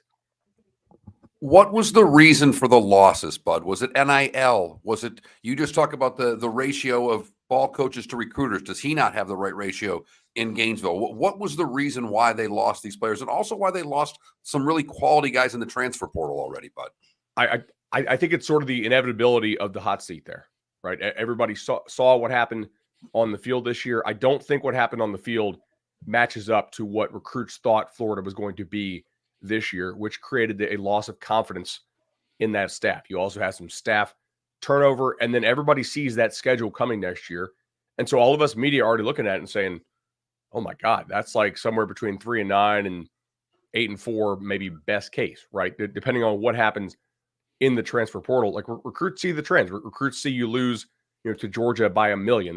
They see you lose, to Missouri. They see you lose and look non-competitive at Utah and get blown out by Kentucky. Like, some of these losses were just not competitive. And Florida was recruiting at such a high level that there's no avoiding the comparison. Like, you're beating out kids or beating out schools like Georgia over the summer for some of these kids. Like, Florida has some good recruiters on its staff. They also evaluate at a really high level. Like, Napier has that side of the operation down. But if you're a 5-star recruit and you're looking at, okay, these guys look like this, Georgia looks like this, Texas looks like this. I mean, that's a big gamble to take with your career, to go play at Florida over those schools. All right, before we get to Florida State and what they're going to do or not do today, just if you combine the last 48 hours in the early signing period along with the 2 weeks before that in the transfer portal, give us, whether it's in-state or out, give us 1 or 2 big winners and 1 or 2 big losers. Big winner, clearly Oregon. All right. Do you guys remember when the Detroit Tigers had Mike Ilitch as the owner, and he was in his 90s, and he was like, I want to win a title, and I don't care about the luxury tax or the salary cap? I think that's Phil Knight right now with Oregon. Oregon has a staff of absolute dogs on the recruiting trail and a money cannon. And when you put those two things together, Oregon is going to have the best roster in the Big Ten, I think, within 2-3 years if they keep doing this. They're going to have a better roster than Ohio State. Yeah. David, I'm telling you. Wow. If they, like, give them 2-3 years if they keep doing this, because they're landing like premier elite big men. They just went out and signed like maybe the top 2 quarterbacks in the transfer portal aside from Cam Ward. Now, I don't know. Obviously, Ohio State is still recruiting at a super high level. But, I mean, if I'm Wisconsin or I'm Nebraska, I'm like, damn, we just let these guys into the league. Like, they are not playing around. Their NIL is on point, and they have guys who can sell. All right. Is there a big loser? Probably Florida, just because of that. I think Florida State is a bit of a loser because they didn't capitalize on 13-0. You know, they really could have had a top 5 like special class as opposed to just a really good one. But that's how probably much do you how much do you blame ESPN for that? I mean, how much is it not getting in the playoff and just an image thing, and recruits then look at them and go, I don't know. I think definitely somewhat, because they had to deal with a bunch of stuff immediately, like certain guys hitting the transfer portal who probably would have hit it in spring, right? Because the teams in the playoff don't have a lot of guys hit the transfer portal. They typically go in the spring window. So there was all of a sudden like a massive rush of things you had to do. They weren't planning to be on the recruiting trail, when they had to be, basically, if they were in the playoff. But I think staff makeup is certainly to blame there too. All right. They've got that little meeting coming up here in about an hour and 15 minutes that we've been talking about this, Bud, for quite a long time, that they want out. What is going to get done today? Because it certainly seems that an emergency meeting on December 22nd on a college campus seems a little unlikely. So today, first of all, I thought this was going to happen on December 8th. They to me, what I've heard is that they have had this legal action ready for 2 weeks. What legal action? So they're going to sue the ACC, I believe. The Board of Trustees will approve a legal action to sue the ACC today. On what grounds? They're going to seek a declaratory judgment, right? They're looking for declaratory relief that the grant of rights is invalid and unenforceable. Now, if they get that, that would be pretty substantial across the world of college sports, because then what happens to the SEC's grant of rights and the Big Ten and all that jazz? If that happens, that they're basically just free and clear and can walk as long as they pay the exit fee for the ACC. I don't know that will actually happen, and I don't know what the time frame on that will be. They're also going to sue, I think, on things like breach of fiduciary duty, breach of contract, probably throw some antitrust stuff in if you've seen the stuff that Ashley Moody was putting out there earlier, and obviously the Rick Scott digging on this. DeSantis has given them $1 million for their legal fees already on this. So they have the backing of the state, I think, spurred on by the snub of the playoff. Ultimately, if I had to guess, I think what they're really looking for is some certainty as to the buyout number for the remaining grant of rights, which ballpark right now with no relief would be like $500 million, I think, just based on things I've heard. And I think they want that number to be reduced. Is there any chance that they're jumping up first and that there's a secondary plan to try to get this conference to dissolve by numbers? Because obviously if they get the votes, we know that, Miami would probably go with them, that Carolina and Virginia, North Carolina's building a hockey arena. They're not going to the Big Ten. Someone's got to convince me that that's not why they're building a hockey arena in Chapel Hill right now. So are they just the first team to take the slings and arrows so that other schools will join them on this exit? Yes, I believe so. I think a lot of other league members were like, hey, Florida State, if you're really serious about this, you got to show us and go first. And they're like, okay, we will. Now, I don't think you're going to get more than half of the ACC schools to be able to vote, because they did add Cal, Stanford, and SMU. Yeah, they're not. But they don't become voting members till July 1st, though, right? They can't vote in March, in theory, to block the vote. If Florida State can get 7 other schools to go with them, if they can get to 8 in the spring, they've got the numbers. By July, They don't have the numbers, and they didn't have the numbers, back a year ago, right? They only had 7, and you need 7 plus 1. Now, here's the other part of this: SMU, Cal, and Stanford. If you did have a couple schools leave, that would still preserve the conference at 14. And per the contract, as I understand it, as long as you have 14, the payout remains unchanged. So even if you yank Florida State and Clemson and Miami, you're still at 14. So that would keep all the other league members happy with their payout. ESPN would be furious. But I thought part of the reason, and I know we're pressed for time, I thought part of the reason the ACC added those 3 schools was they're anticipating 8 schools leaving, but add 3, and so they only lose 5, and so 14 or 15 becomes 9 or 10, and they're still a viable conference. I think that's part of it too, but I think also if you only lost 1 or 2, then ESPN is not able to look into the contract and reduce the payout. Because if you stay at the 14 number for the original GOR, then the payout is unchanged. So like if you're a Wake Forest, that's really smart on your behalf. The legal people you've talked to, does Florida State have ground to stand on with this grant of rights or no? As far as getting deck relief, nobody I've talked to thinks that they're going to get it, but they also don't know because nobody's ever actually challenged a college grant of rights. So this is a lot of uncertainty here. Do I think that they can get a reduced number on the remaining value of the grant of rights? That I do, because we've seen nobody wants this to drag out forever, right? Once they get that reduced number, and it would still be pretty big, I would anticipate, they have some friendly private equity folks who are connected to the school, obviously Drew Weatherford being one of them, who would help them to finance that number. Does a conference want them? I mean, come on, you don't do this. Yeah. You don't go to this lengths unless there's a conference that has said, you get out, we'll take you. I would put my house on it that if they get out, the Big Ten would take them. I'm totally with you, bud. And you know what? Dan Wetzel has excellent Big Ten sources. And immediately yesterday, his article came out. Like, now, if they were actually available and free and clear this GOR, we'd have to take a hard look. I was like, oh, would you? That's curious. Now, hypotheticals, yeah. You don't do a $500 million move unless you've back-channeled it and you know that you've got a spot. Because Fox needs schools in the SEC footprint, and they don't have any. And ESPN would probably prefer that Fox not have those schools. Right. So now you go from no one wanting you to a bidding war. Funny how that works. He's Bud Elliott.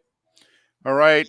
No Cast, Cover 3 podcast, 24/7 sports, CBS Sports Family. Follow him on Twix, Twitter/X at Bud Elliott 3, Bud Elliott 3. Bud, a Merry Christmas to you and your family. Thanks for everything you contribute to this show. And we'll try to hook up next week and get your picks on the semis. Sounds great. Merry Christmas, guys. Bud Elliott, kind enough to join us once again here on Miller and Moulton. You got Florida your answers? State to the Big Ten. I don't know, but it's going to be fun to watch. It's happening. Okay. You don't go to war unless you have a clear mission and you're planning to execute it. They do. They're about to. Visit Jason and Todd at the Diamond District. 20 years ago, Jason and I had the idea for a jewelry store like no other. With a vast selection of certified diamonds priced 8 to 12% over cost. A team of individuals who are educated, driven, and believe in cultivating relationships. Today, we have become one of the largest independent jewelry stores in the country. Todd and I love what we do and are in the store nearly every day, along with our GIA gemologists, master jewelers, custom designers, and non-commissioned diamond consultants, all of which we consider family. As direct diamond importers, we travel the world, forging relationships and sourcing diamonds. What we love most about our business is that we can call Southwest Florida our home. If selection, value, and comfort are important to you, give the Diamond District an opportunity. You won't find a better diamond buying experience. Todd and I look forward to shaking your hand and welcoming you to our Diamond District family. At the Diamond District. Located on the East Trail, locally owned Naples Tiki Bar and Grill is an outdoor eatery next to the Hitching Post Shopping Center. Island-inspired food with a true tiki theme. The best place in Naples to enjoy the beautiful weather in Southwest Florida. The Naples Tiki Bar and Grill offers a great menu for dine-in or takeout. Enjoy our famous pulled pork, huge burgers, and tiki bar cocktails. Don't miss happy hour every day from 3 to 6 and live music 7 days a week. See you soon at the Naples Tiki Bar and Grill, 11498 Tamiami Trail East. The law firm of Michael F. Hornung has successfully represented the citizens of Southwest Florida for over 30 years. As a former prosecutor, the information I know is information you need to know. If you've been arrested for a DUI, a criminal matter, or involved in an auto accident, call the law firm of Michael F. Hornung. I'm a local attorney with local knowledge to assist you through the process. For a free consultation, call 239-437-0095. That's 239-437-0095. Offices in Florida. Have a Molly Christmas, a Molly made Christmas. Give your family a gift of a clean house. When you're looking for professional house cleaning services, you want to make sure that you find a team that can accommodate your budget, schedule, and cleaning preferences. Molly Maid is proud to provide thousands of families across the country with industry-leading services tailored to their specific needs. Call Molly Maid today at 239-774-5839. That's 239-774-5839 or online at mollymaid.com/FTMYERS. Hello, friends and family of Southwest Florida. Are you looking to tap into the electric vehicle market? Well, look no further because we here at Southwest Florida Golf Carts have just what you need. E-bikes, golf carts, LSVs, scooters, and more. Come down and talk with one of our experienced sales reps, have a soda and a smile, and you could be cruising the streets in your new EV today. Stop by the store or visit our website at flgolfcarts.com and enter for a chance to win $100 off your next purchase by answering John's monthly sports question. You were listening to Miller and Moulton on the Florida Sports Network. See, buried in bourbon, I think you have it all wrong. First off, Bud 2, 3, and 4 years ago was killing Florida State. And he just said, for as good as their coaching staff is, they have deficiencies in recruiting. And when we asked him winners and losers, he actually said Florida State was one of the partial losers. He's not a homer. He's just really connected with Florida State. So he's got great intel when it comes to the Noles. Yeah, I was going to do that. I mean, a homer. We asked who the biggest loser was, and he said Florida, and then he said that Florida State was right there, and he talked about their mix of coaches not being the right if you want to be a national champion. I don't know how. Right, and it's obvious. I don't know how that's a homer. And it's obvious that you don't like Florida State. I'm guessing you're a Gator fan because you mentioned now they'll join a real conference. So, I mean, I actually think you bring more bias to this than Bud does, respectfully. What do I think the McCord kid was thinking? This is why I went to Syracuse. They don't have a quarterback. I'm going to get a lot of playing time.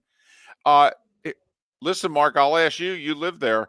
Michigan go blue. Florida State, Miami, Duke, and Carolina. Mark, are we sure North Carolina will bring Duke? Nope. You got to remember, Washington didn't bring Washington State. Oklahoma didn't bring Oklahoma State. Oregon didn't bring Oregon State. I mean, yeah, Duke and North Carolina is a great rivalry. Are you sure North Carolina wouldn't want to devastate Duke basketball? Make it the lesser of the two programs instead of being an equal? Are we sure Duke's going to the Big Ten? Because go blue, I think if the Big Ten has its choice of Duke or Virginia, they'll take Virginia. Yes, they will. Maryland would be so happy. You think? I mean, Duke brings basketball to the table, and basketball doesn't matter. It was funny when I said about the three states, I missed Kansas. Kansas cares more about college basketball than probably any other sport.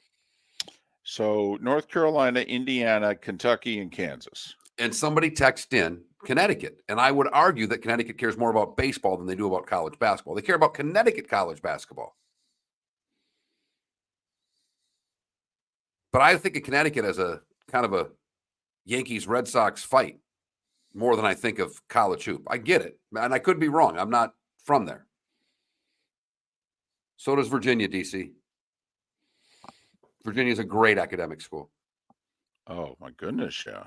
So, I mean, they don't need Duke for the academics. What about lacrosse?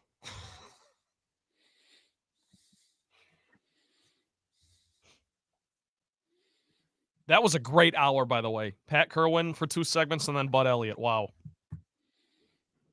Yeah, you can, even though it'll...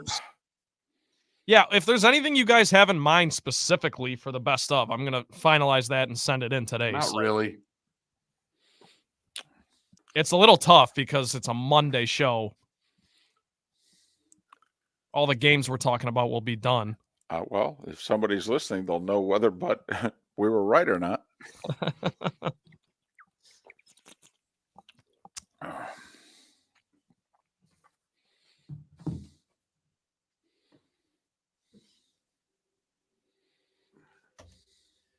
All right, here we go.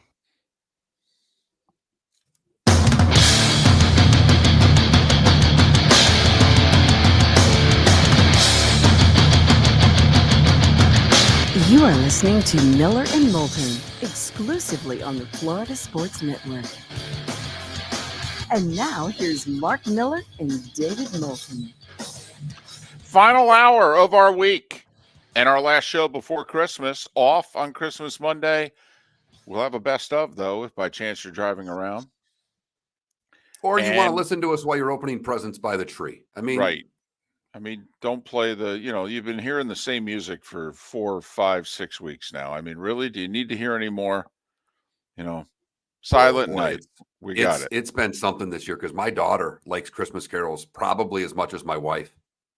And the two of them have been putting every day they get home, they put on the Christmas carols. The daughter's singing them now. They're ready. Okay. That's good. Well, and they don't even know that I'm going to win Christmas. No, they certainly don't see it coming, right? Because it's not like anybody in that house listens to this show. Not in the fact of the matter is they're all within, except for my wife, they're all within shouting distance of me, and they're still not listening to the show, David. It is the Diamond District bonus hour on this Football Friday. Football Friday. It's had a very intensive hour. You may want to download it and listen to it, floridasportsnetwork.com. Trent does a good job getting the hours that we just did up on the website in fairly quick time. And we just had Pat Kirwan and Bud Elliott. Bud Elliott saying Florida State's going to sue the ACC. This grant of rights is crap. I tell you, it's crap. We owe you nothing, and you'll like it. And we want out. And you wondered where your money was going from DeSantis to sue. It's going to sue the ACC. Right. You hear it as the playoff committee and transparency. No. None of that. I don't care about that. We're getting the hell out of this conference. We're suing the ACC. This grant of rights deal is bunk. And so far, it's never been proven by anybody that it's bunk. So Florida State appears to have an uphill battle. They're going to sue about a few other things. And Florida State has said for a couple of years they feel as if the ACC has not held up certain contractual ends of the bargain. So it'll be interesting if they can win on certain things, but may not win on grant of rights. He says ultimately he thinks this is a money play. No. Come on, really? In which right now it would cost Florida State about $500 million to get out of the ACC, and that he thinks ultimately Florida State's trying to cut that number to 150 or 250. That's million, by the way, to get out of the ACC. And he, like us, believes that within an hour and a half, they'd be a member of the Big Ten.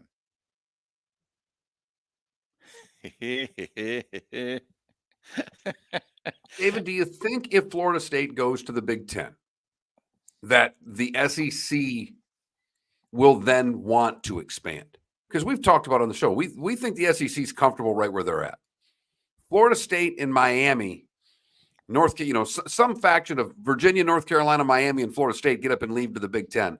Does that force the SEC to expand? I don't and believe if so, it. with whom? I'm sorry, Mark. I don't believe it does. I could, if I'm Greg Sankey, really sell. See, remember, I'm not expanding unless ESPN's going to throw more money in the pot. So this has to be worth it to ESPN to throw more money in the pot. Let's just humor me. Say these are the four that are going to the Big Ten. Florida State, Miami, North Carolina, and Virginia. That takes the Big Ten to 20, right? Or does that get them to 22? 22. All right, that gets them to 22. Which maybe there's two more. But let's just say we stop there. We stop at 22. Okay. Well, we all know the Big 12 is like, who wants to come? Exactly. At which point you get Louisville, Virginia Tech. I mean, Pitt. There are NC State. There's definitely. NC State's the interesting one, David, because I've heard that's the one school I've heard more linked to the SEC that's an outlier than anybody else.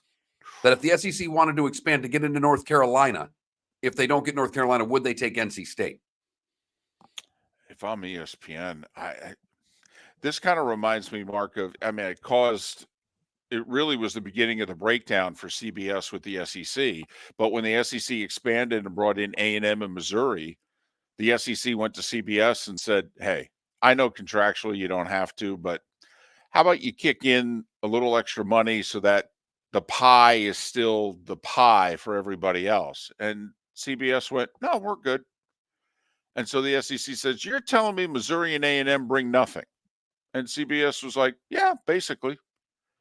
Now, of course, the very next year, Johnny Manziel appeared on the scene. And then the next 2 years, Missouri went to the SEC championship game.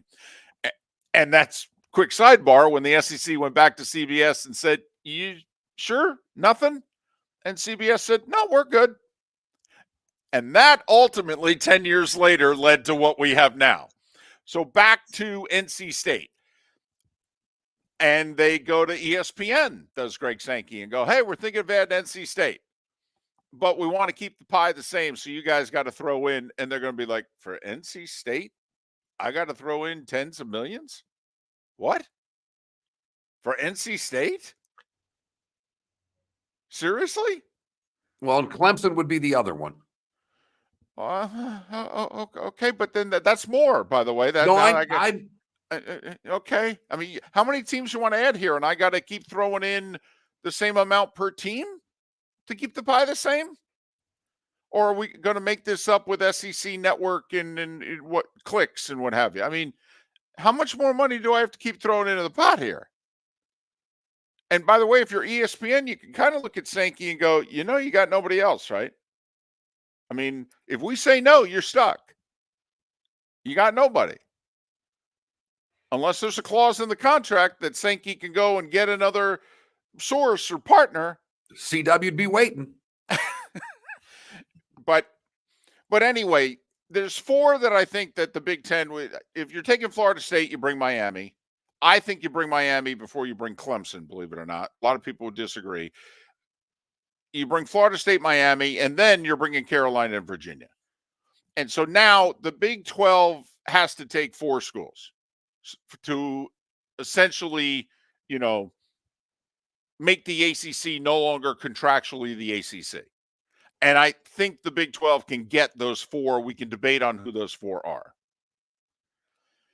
And so that's why you and I believe this is the tip of the iceberg or the first domino to fall. 100%. And Bud also alluded to when I asked, is this just Florida? Did they need Florida State to be first? And that's part of this lawsuit to get other teams if this is going to happen. This is Florida State finally not toying with the idea of breaking away, not talking about it, not sending out letters that they're angry with the ACC. Bud thinks they're going to sue the ACC. Well, that tells every school that's thinking about getting out that they've got a partner with them. They've got someone to be the lead dog in this fight. Now, it's interesting, though. If you're the other schools, are you joining? Because you could even be on Florida State's side and still just sit and wait on the sidelines. I mean, you save the whole PR damage and what have you. If you're in North Carolina, you could just sit and say to Florida State, oh, trust me, we're with you. We're with you. But we ain't putting our name on a piece of paper. We'll give you a handshake. We'll give you a wink, wink, and a nod, nod, and moral support and the whole deal. But we ain't putting our name on a piece of paper. That ain't happening until you resolve what it is you're going after. And David, I think that's a valid point because in North Carolina, and we talked about this very early in the show, there are very few states that think college basketball is the most important sport in the world. North Carolina happens to be one of those states. And if you jump on with Florida State, you're crushing the ACC in basketball season when they think it's the most important thing. And you're basically telling them that what they love doesn't matter anymore. Because Carolina, that's pretty tough to do if you're Carolina. Right. Carolina to the ACC was USC to the Pac-12, and it's Alabama to the SEC. I mean, if North Carolina were to put their name on that piece of paper, it guts the ACC. Guts. Soul and everything. Just guts it. I mean, what's the point of having the league offices in the state of North Carolina, quite frankly, if North Carolina is not in the conference? I mean, Maryland was a gut punch when they left to the ACC. It was. But it's not what North Carolina is to the ACC. So to me, Mark, I mean, have to assume, but Elliott's very connected with Florida State. Very connected. All right. Has been for years. It's why his Nolecast podcast has won awards, quite frankly. He's got great Florida State sources. So he says this is what they're going to do. I'll be very interested if this then has 6, 7, 8, 9 other schools then sign on with Florida State, or whether or not they're just all going to sit and wait it out. Because, and this might be getting, too nitty gritty, but you've got Cal, Stanford, and SMU joining the ACC as of July 1st. They become voting members. And this is the numbers game. Right now, there's 15 members. If you get 8, you can basically break the current ACC charter. But come July 1st, the number goes from 15 to 18. You need 10 votes come July 1st, because in theory, Stanford, Cal, and SMU are going to vote along with the conference. Well, and you're never going to get their votes. Ever. Right. So that's why does North Carolina, Virginia, Miami, anybody else, do they go public in the spring? Or do they sit and wait it out, and then actually as time goes on, because this thing is getting resolved by July 1st, now actually it becomes harder to get out. I mean, Mark, you tell me, if you were the president of North Carolina, you going to sign on this sucker, or are you going to wait it out? I'd wait it out. Darn right. Totally wait it out. I mean, why do I need that PR nightmare when Florida State's doing all the dirty work for me? First off, it would cost the president of North Carolina their job. It would. Even if ultimately they're going to leave and go to the Big Ten, it just would. I mean, the flesh they would take out along the way would be stunning. I think the president would lose their job. I think Bubba Cunningham would lose their job. Honestly, I think they'd all get, if Mac Brown said a positive word about the potential move, I think they'd get rid of Mac. The backlash, I think, would be stunning. You'd see North Carolina state legislatures trying to do things to stop it. That to me is how big it would be. Like, I actually think the state government would, like they did in Texas years ago with different things. I think the North Carolina state government would freak out. So, Board of Trustees meeting in 47 minutes. Just a little something to talk about over Christmas break. Nothing to see here. We'll make our NFL picks straight up next. Visit Jason and Todd at the Diamond District. 20 years ago, Jason and I had the idea for a jewelry store like no other, with a vast selection of certified diamonds priced 8 to 12% over cost. A team of individuals who are educated, driven, and believe in cultivating relationships. Today, we have become one of the largest independent jewelry stores in the country. Todd and I love what we do and are in the store nearly every day, along with our GIA gemologists, master jewelers, custom designers, and non-commissioned diamond consultants, all of which we consider family. As direct diamond importers, we travel the world, forging relationships and sourcing diamonds. What we love most about our business is that we can call Southwest Florida our home. If selection, value, and comfort are important to you, give the Diamond District an opportunity. You won't find a better diamond buying experience. Todd and I look forward to shaking your hand and welcoming you to our Diamond District family. At the Diamond District. Have a Molly Christmas, a Molly made Christmas. Give your family a gift of a clean house. When you're looking for professional house cleaning services, you want to make sure that you find a team that can accommodate your budget, schedule, and cleaning preferences. Molly Maid is proud to provide thousands of families across the country with industry-leading services tailored to their specific needs. Call Molly Maid today at 239-774-5839. That's 239-774-5839 or online at mollymaid.com/FTMYERS. Hello, friends and family of Southwest Florida. Are you looking to tap into the electric vehicle market? Well, look no further, because we here at Southwest Florida Golf Carts have just what you need. E-bikes, golf carts, LSVs, scooters, and more. Come down and talk with one of our experienced sales reps, have a soda and a smile, and you could be cruising the streets in your new EV today. Stop by the store or visit our website at flgolfcarts.com and enter for a chance to win $100 off your next purchase by answering John's monthly sports question. You were listening to Miller and Moulton on the Florida Sports Network.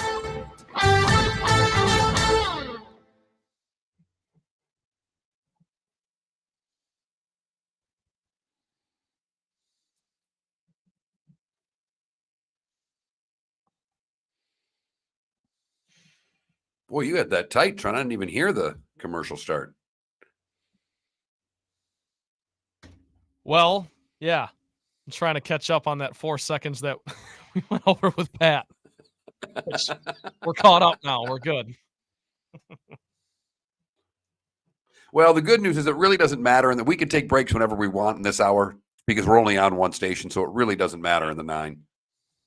Yeah, no, I'm kidding. We're totally back. It will coming up soon, but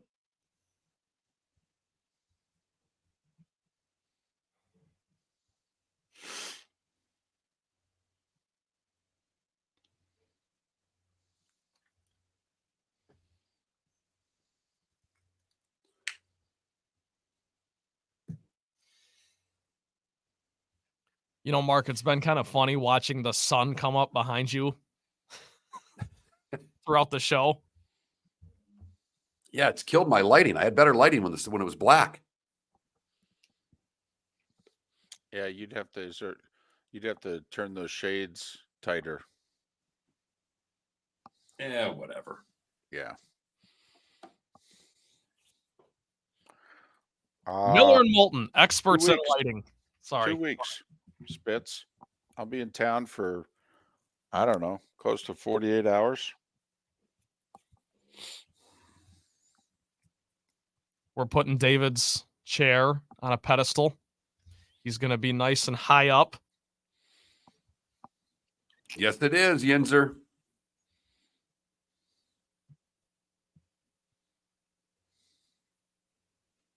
Heading down to the Strip District to Woolies to get fish for the 7 Fishes dinner on Christmas Eve right after the show. Then heading over to, well, yeah, it is. Then heading over to see the Mac Miller mural.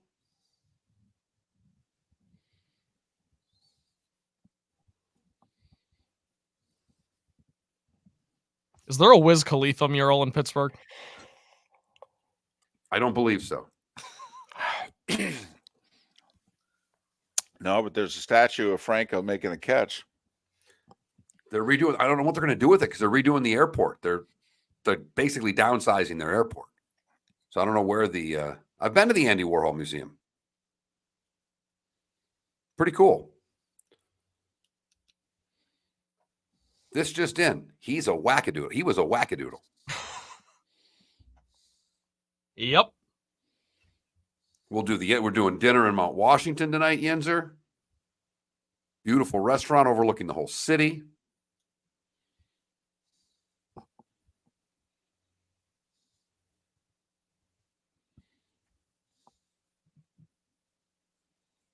Capped off with a great football game between Jake Browning and Mason Rudolph. Actually going to see a buddy of mine at the tailgate that lives in Florida. I haven't seen him There in you probably 6 to 8 months, but I'm going to see him in Pittsburgh. That's going to be the best part. There you go. It's an angry football fight, Yinzer. You probably pay attention, obviously. You still listen to a little radio around here, I would imagine. They are angry.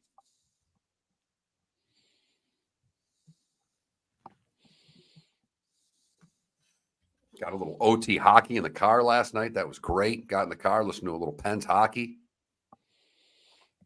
Pens hockey on the radio was phenomenal. Was. Scratch my back with a hacksaw.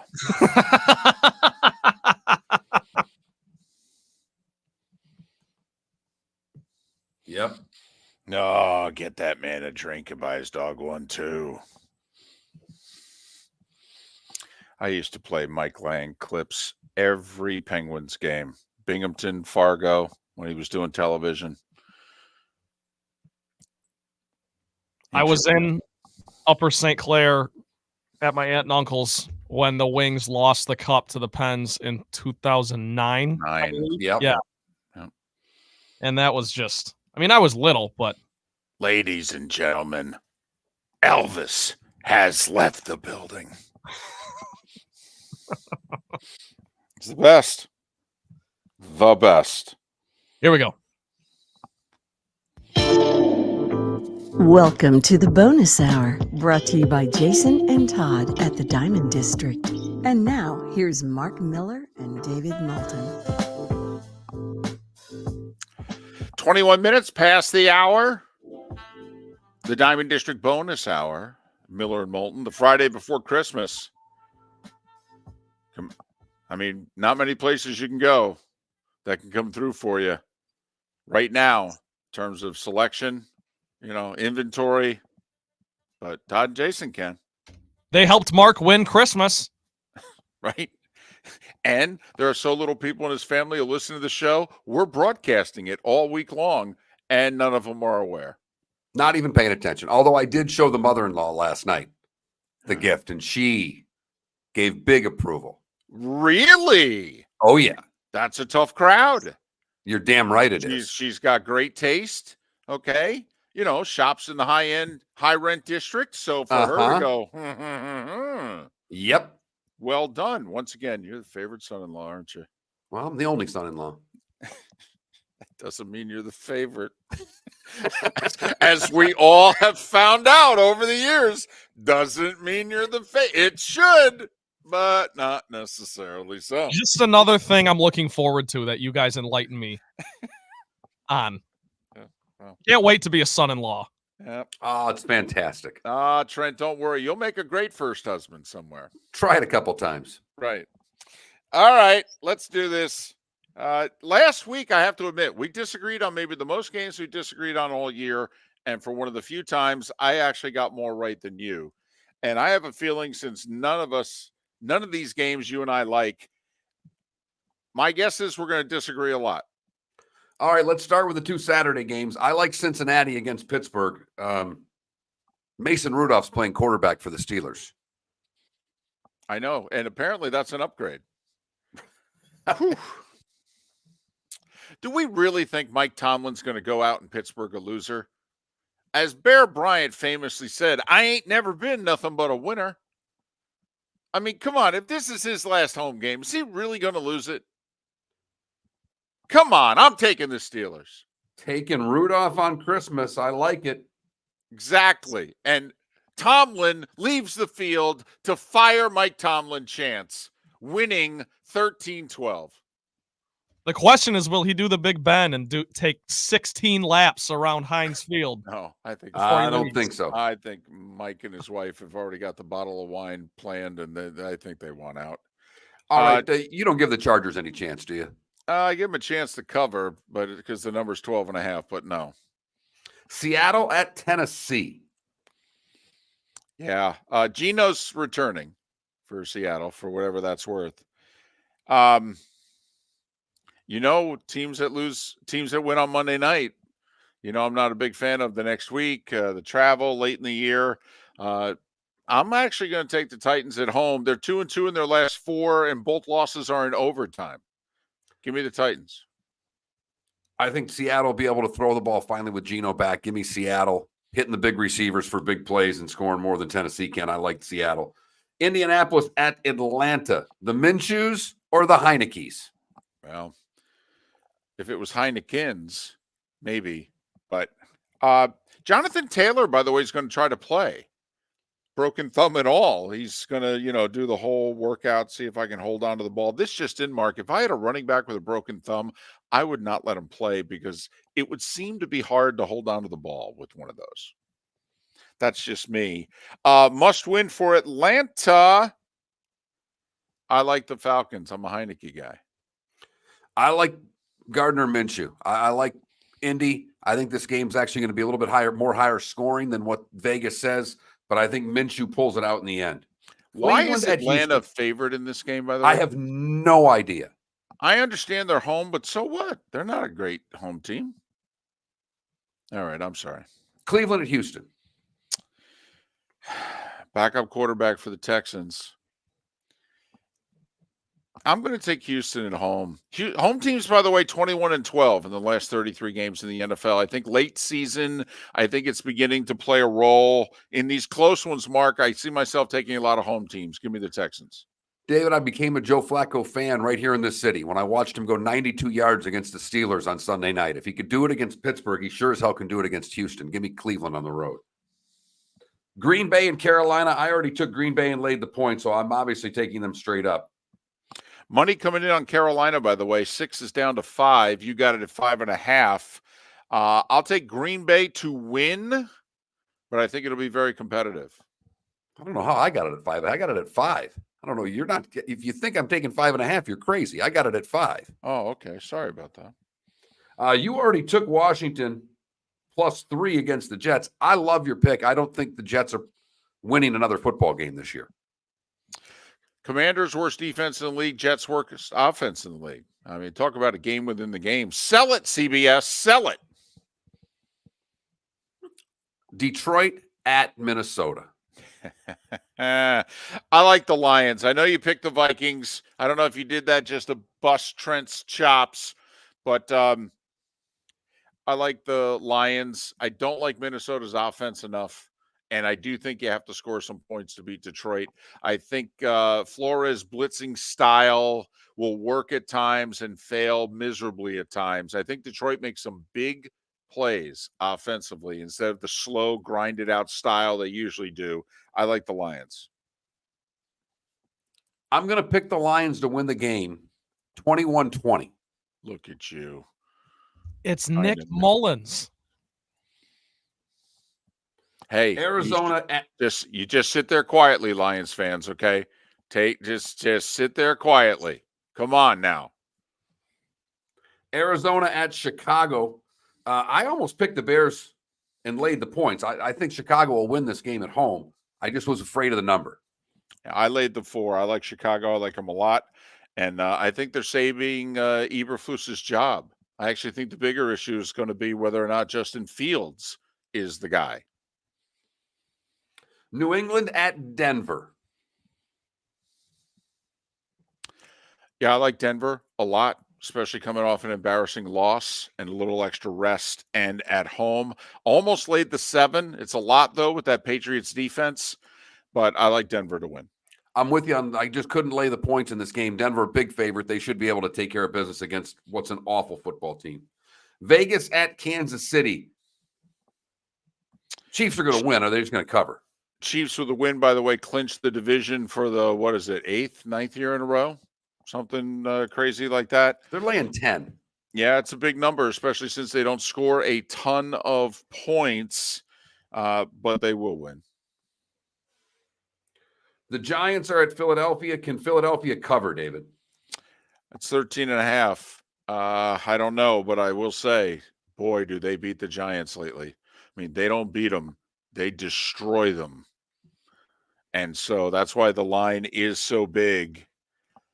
I just don't think, Mark, that the Giants can take advantage of, what the Eagles have going against it. Yeah, the Eagles pass rush is struggling. Good. You face the Giants offensive line.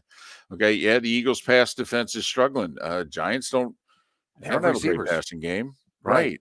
So, and the Giants defensive front has been mauled by the Eagles offensive line for 3 years now. What makes you think without Leonard Williams that that's going to change? It's just a question of a cover. I would bet on the cover. The Eagles are genuinely annoyed. They're starting to feel disrespected. All right. When Jalen Hurts calls out the team, I think they respond. And then Baltimore and San Francisco, we'll get into it more on Monday night. I'm taking Baltimore plus the 5. I don't know if I have the guts to take him to win outright. I think it's going to be high scoring. I actually think Lamar has a big day running. Niners rush 4, big passing lanes for him to run through. I think it's a high-scoring game. I like San Francisco to win and cover, but I could see 34-24. I'm going to take the Ravens in the upset. I'm taking Lamar because we've just got done telling everybody that San Francisco is the best team, and it's the San Francisco Invitational this year. And just when we're so sure that a team's unbeatable, they get beat. I'm taking Baltimore on a hunch. And Dak was the favorite for the MVP a week ago. Look what happened. Now Brock Purdy's the favorite for the MVP. Does the media jinx continue? Good, bad, and ugly. What's on tap today was the day when, as we wrap up the Diamond District bonus hour. Visit Jason and Todd at the Diamond District. When choosing something of high value and personal significance, such as a diamond, you want to shop with the best, and the mall is not the place to be.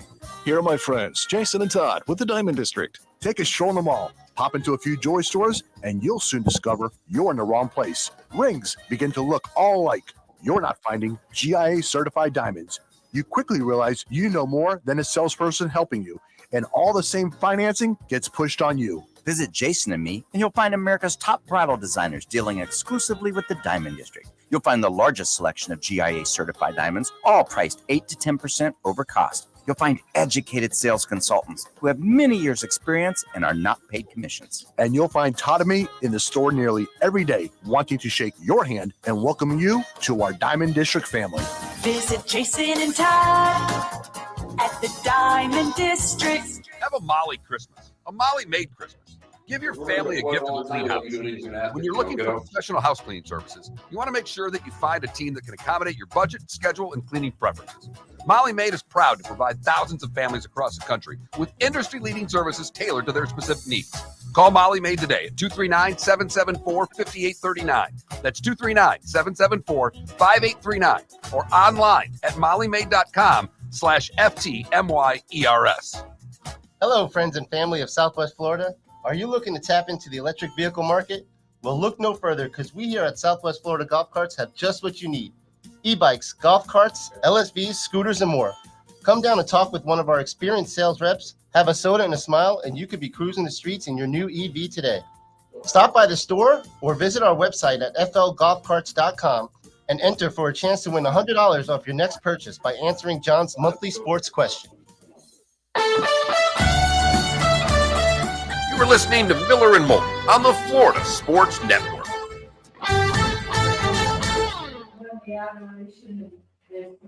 That's it.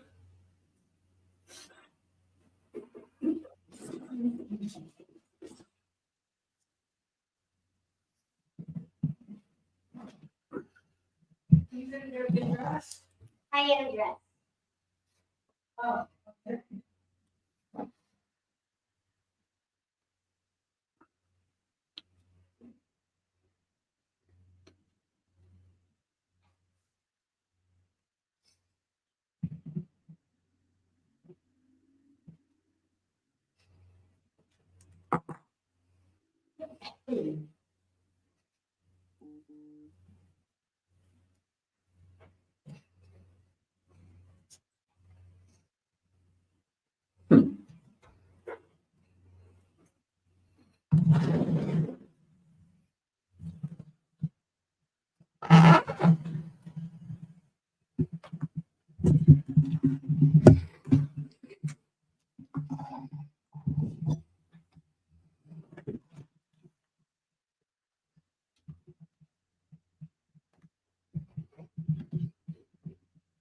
What, Mark, you want to give us a view of the palatial estate? I don't think you can hear me.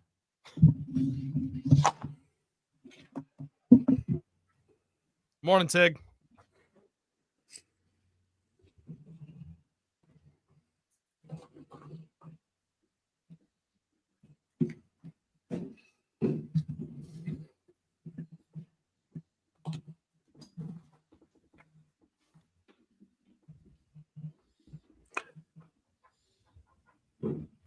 That's the one I wanted. No, that doesn't work either.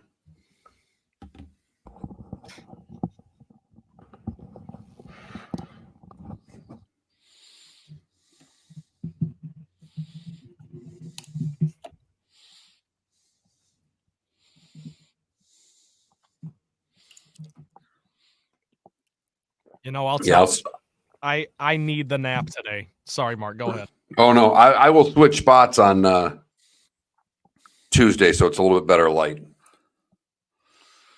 Well, I think if you can just actually pull that shade tighter, not let as much sunlight in, Well, hey, it's like we said last week or whenever it was. Seeing us is a bonus. It's a luxury. It's all about how we sound. Yeah, I know, but I can accomplish both. That's well, I mean, I'm never going to look that good. I'm fat and 54 years old. Come on. I thought Trent wore the jersey in honor of you. 54. There you go. It took me a second, but I should have a 58. Is there a good Lion who was 58? Penei Sewell right now. Pro Bowler. The highest. Wait a minute. You can't. He's a good player. What are you talking about? That's one of the best linemen in the game right now. He's got the lowest pressure rate in the entire league amongst tackles. He's phenomenal. Are we talking about like air pressure, or what are we talking about? Gotta tell you. No, hey, listen, I liked the pick when they took him. And I know, it was Chase or Sewell and what have you, and Cincinnati went Chase and Lions went Sewell, and I think it's worked out. For both. Yep, Yeah. totally.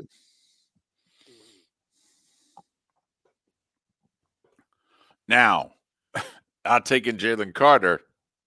That was a terrible pick. I know you traded down and you used the second rounder that you got for Laporta. Okay, but well, yeah, actually, would I like to have Jalen Carter? Of course, but Jahmyr Gibbs plus Laporta, that's pretty damn good. Both those guys are in to win Rookie of the Year. It would have been great though if you could have made the deal and then outfox the Eagles to still take Carter. Well, here's the thing. At 6, I think it was, what was his name? The corner, Witherspoon. It was Devin Witherspoon or bust. And once he went off the board, they traded down. I will say he's a really good player. He is. Yes, he is. Now, he ain't Jalen Carter. He's a good corner. Very good corner. Adam, thank you. He ain't Jalen Carter. Thanks, Adam. Okay, here we go.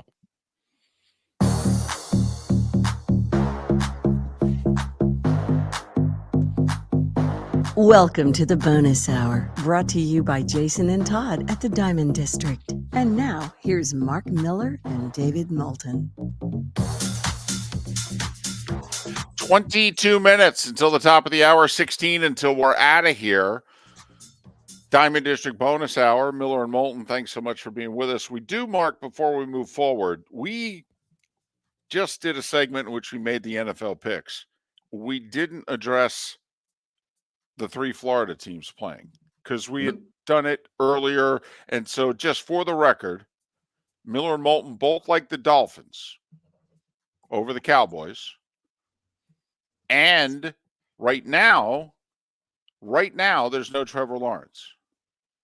Obviously, that's a big deal. He hasn't been cleared from concussion protocol, so he hasn't practiced this week. He could get cleared and practice today, could get cleared tomorrow. I mean, if he gets cleared, he's going to play. But for the record right now, based on what we know, we're both picking the Bucs, right? I'm picking the Bucs, but the minute Lawrence is cleared, I'm switching my pick. Okay. I'm on the record as taking Tampa, period. Mark's on the record, no Lawrence, Tampa, with Lawrence, Jags. Jags, best team in the league away from home this year. They've only lost 1 game away from Jacksonville all year. In fact, I'm going to take Jacksonville either way. Look at that. Talked himself into it. Can't believe you're going against Baker Mayfield like that. It's the NFC Offensive Player of the Week. Time now for... It's time for someone to take back this segment, if for no other reason than to stop David from talking about Meghan and Harry. Here's Mark Miller with Today Was the Day When. 1882. We can blame Edison for Christmas lights. The first string of Christmas lights was created by Edison today in 1882. Did that guy ever just take a day off? Yeah, I mean, he'd come down to Southwest Florida. What did he do? Invent stuff? I mean, everybody else just gets a cocktail and hangs out. Especially with what was going on 140, 50 years ago in the 239. I mean, goodness. And heck, it probably wasn't even the 239 then. No, it was the 813. Gone through several area codes since I've lived in Southwest Florida. 1915, organized baseball in the Federal League signed a peace treaty at Cincinnati. The Federal Baseball League dissolves. Doesn't sound like much of a peace treaty to me. Sounds like they ended another league. 1932, The Mummy was released. It's the first horror film. 1958, the Chipmunk song, Christmas Don't Be Late, reaches #1. It is the only holiday chart topper until White Christmas. Mariah Carey's All I Want for Christmas is You. Banger. Wow. 1959, Ranger goalie Marcel Pael is the first to wear a customized mask. Pete Maravich sets an NCAA record, hitting 30 of 31 foul shots today in 1969. Just remember, if you ever hear about Pete Maravich's college records, he did not shoot a single three-pointer. He scored all those points with none of them being a three. Phil Esposito becomes the 6th NHLer to score 500 today in 74. The Who named Kenny Jones their drummer today in 78 with the death of Keith Moon. Today in 84, Madonna's Like a Virgin goes #1 and stays there for 6 weeks. Yeah, she kind of had a thing going there for a long time. She did. No Taylor Swift, but she had a thing going. Well, who is? Today in 87, Nikki Sixx ODs from heroin. And without that, we wouldn't have Kickstart Your Heart by Motley Crue. You know, that's a pretty interesting segue you bring up, Mark, because Motley Crue has a cover of Like a Virgin. Go check it out. It is great. Question, is Sean Penn Madonna's Travis Kelce? Ooh. Remember? During Yeah. right when she was on fire and she went and hot and heavy, Dennis married Rodman. Sean Penn? Paul Coffey becomes the second NHL defenseman to record 1,000 points today in 1990. He did so in 770 games. Brett Hull gets to 500 today in 96, becoming the only father-son combo to reach 500 goals. David, big day for you in 2003. And by big, I mean awful. The New York Knicks hire Isaiah Thomas as their president of basketball operations. Oh, boy. And what an era that was. Today in 2010, Barack Obama repeals the Don't Ask, Don't Tell policy. And it was today in 2019 that Michael Thomas sets a record for most catches in a season with 144. He would end up with 149. Cooper Kupp is now second with 145. And Michael Thomas has hardly been healthy and played since. Or so. Connie Mack, David Pearson, and Ray Guy all born today. Steve Carlton, 79. Steve Garvey, 75. Jan Stevenson, 72. What'd I miss? Today in 1894, the USGA was formed. It has governed the sport of golf in this country ever since December 22nd, 1894. The 5 charter golf clubs that formed the association: Newport in Rhode Island, St. Andrews in Westchester County, New York, Chicago Golf Club, Shinnecock, and the Country Club in Brookline. The very next year, they held their first U.S. Amateur. Blah, blah, blah, blah, blah. That's all I got. That leads us seamlessly to... You've heard folks elsewhere mock Florida is gonna Florida. Well, Mark Miller sees it differently. He calls it the good, the bad, and the ugly. What you got, Mark? Pretty cool good. Lindsay Moore from Mississippi, on a video shared on TikTok, surprised her dad by giving him what he had sold when she was just 7 years old because he needed money.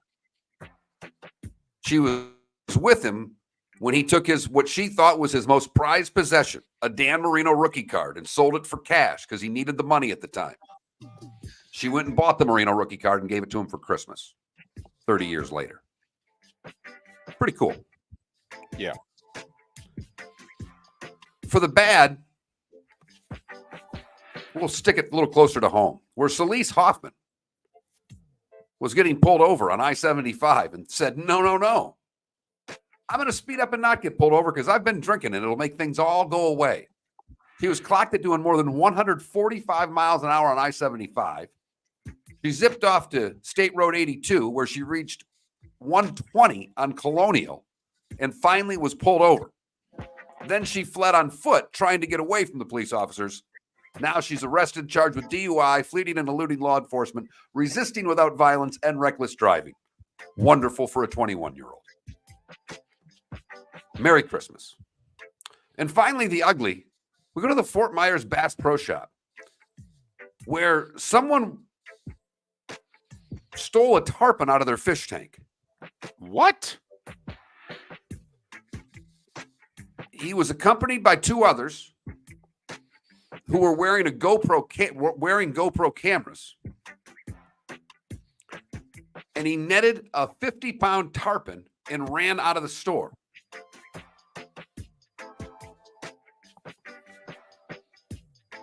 They're going to find this guy and his buddies, and their stupid little pranks going to end them up in all kinds of trouble, because tarpon are protected by FWC. Good luck, boys. And that is the good, the bad, and the ugly on today, December the 22nd, 2023. We have a college bowl game at 6:30 tonight. Thank you very much, on the Four Letter Network. And UCF is going to try to match South Florida's impressive performance from last night. UCF, a 5.5-point favorite against Georgia Tech in the Gasparilla Bowl. Miller and Moulton both laying the points with the Knights. Don't fail us now. NBA, the Heat are in action. Jimmy Butler's questionable, and I think that's why the line is as low as it is. Miami's hosting Atlanta. The Heat are just a 1.5-point favorite. Remember, Butler sat out the last game. He's got a calf injury listed as day-to-day.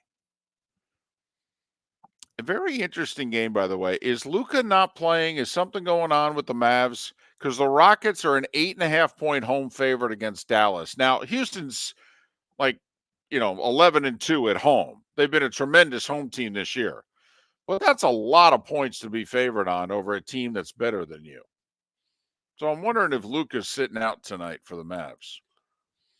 I mean, Kyrie's out, but I don't know about Luka. Yeah, that just seems like a lot of points. Yep. I think I'd take the 8.5 in Dallas there. So got that going on. Men's basketball, by the way, a lot of games tonight. A lot of ranked teams, and a few of them playing on the road. By the way, Kansas is hosting Yale. That's interesting. 15.5-point favorites at home. FS1, 9 o'clock, Illinois, Missouri. Kind of a border thing. They got a little thing going about it. It ain't Missouri, Kansas, but Illinois, Missouri's a thing. Yes, it is. In hoops. And Illinois is a 6.5-point favorite on the road. 9 o'clock FS1.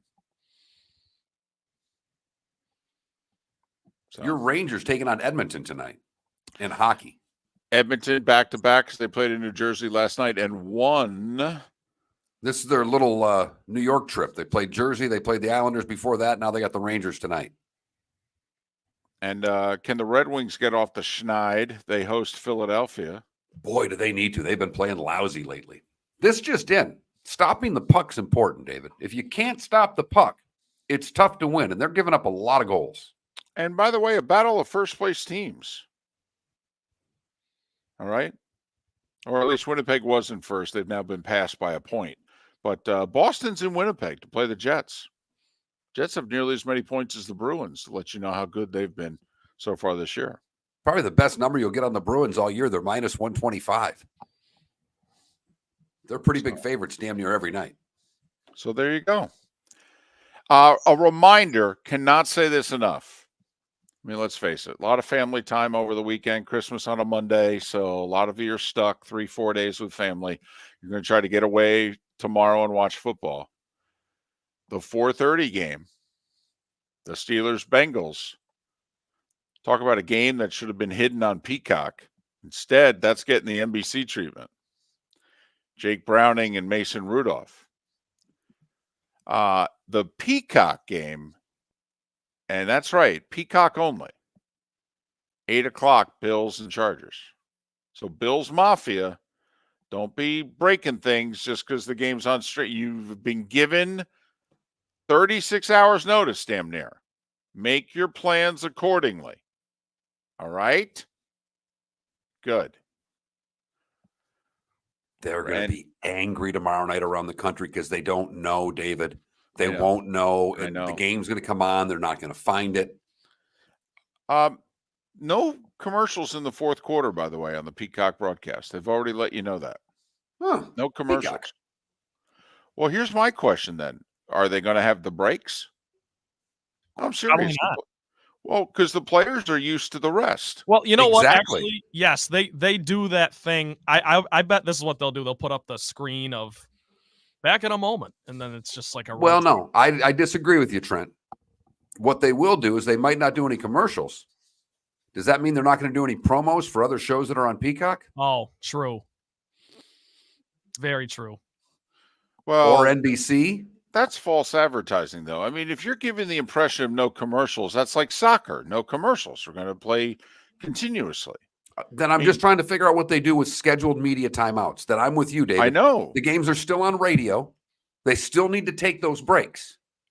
No, I'm with you. I mean, because that would be a technicality. No commercial breaks, but we're taking promo breaks. I mean, a break's a break. But anyway, that NBC/Peacock is saying during the Peacock exclusive broadcast tomorrow night that there will be commercial-free fourth quarter. Okay. All right. Hey, get used to it. There's a playoff game that's going to be exclusively on Peacock. A playoff game. This year? Yeah. Thank goodness I have Peacock. Yeah. A playoff game. They bought Who knew all that gymnastics coverage would pay off for me, David? It's another thing you can thank your wife about on Monday. Absolutely. Thank her for getting a subscription to Peacock. Hey, Trent, Merry Christmas to you and your family. Safe travels to Nashville. And thanks for all you've contributed in these last 2 months. Hopefully you'll come back. Don't leave us I'll now. be back. I'll be back. Thanks. Merry Christmas to you guys, all the people in the Twitch chat room, and the loyal listeners. Happy holidays. And the unloyal listeners, the ones that just listen part of the time. Merry Christmas to you too. Merry Christmas if you've only listened once. Yeah. Or if you're really excited about the next show that's coming on. Regardless, have a great Christmas. We'll be back Tuesday morning. Be safe. Ho, ho, ho. The law firm of Michael F. Hornung specializes in criminal defense, DUI, personal injury, nursing home claims, and auto accidents. I'm a former prosecutor with over 34 years of experience. The information I know is information you need to know. If you've been arrested for a DUI, time is of the essence. Merry Christmas, everybody. Your driving privileges. Call Merry the law firm Christmas. of Thanks for Michael F. listening. Hornung for a free consultation. Are we doing a At the promo? law firm of Michael F. Hornung, No. we are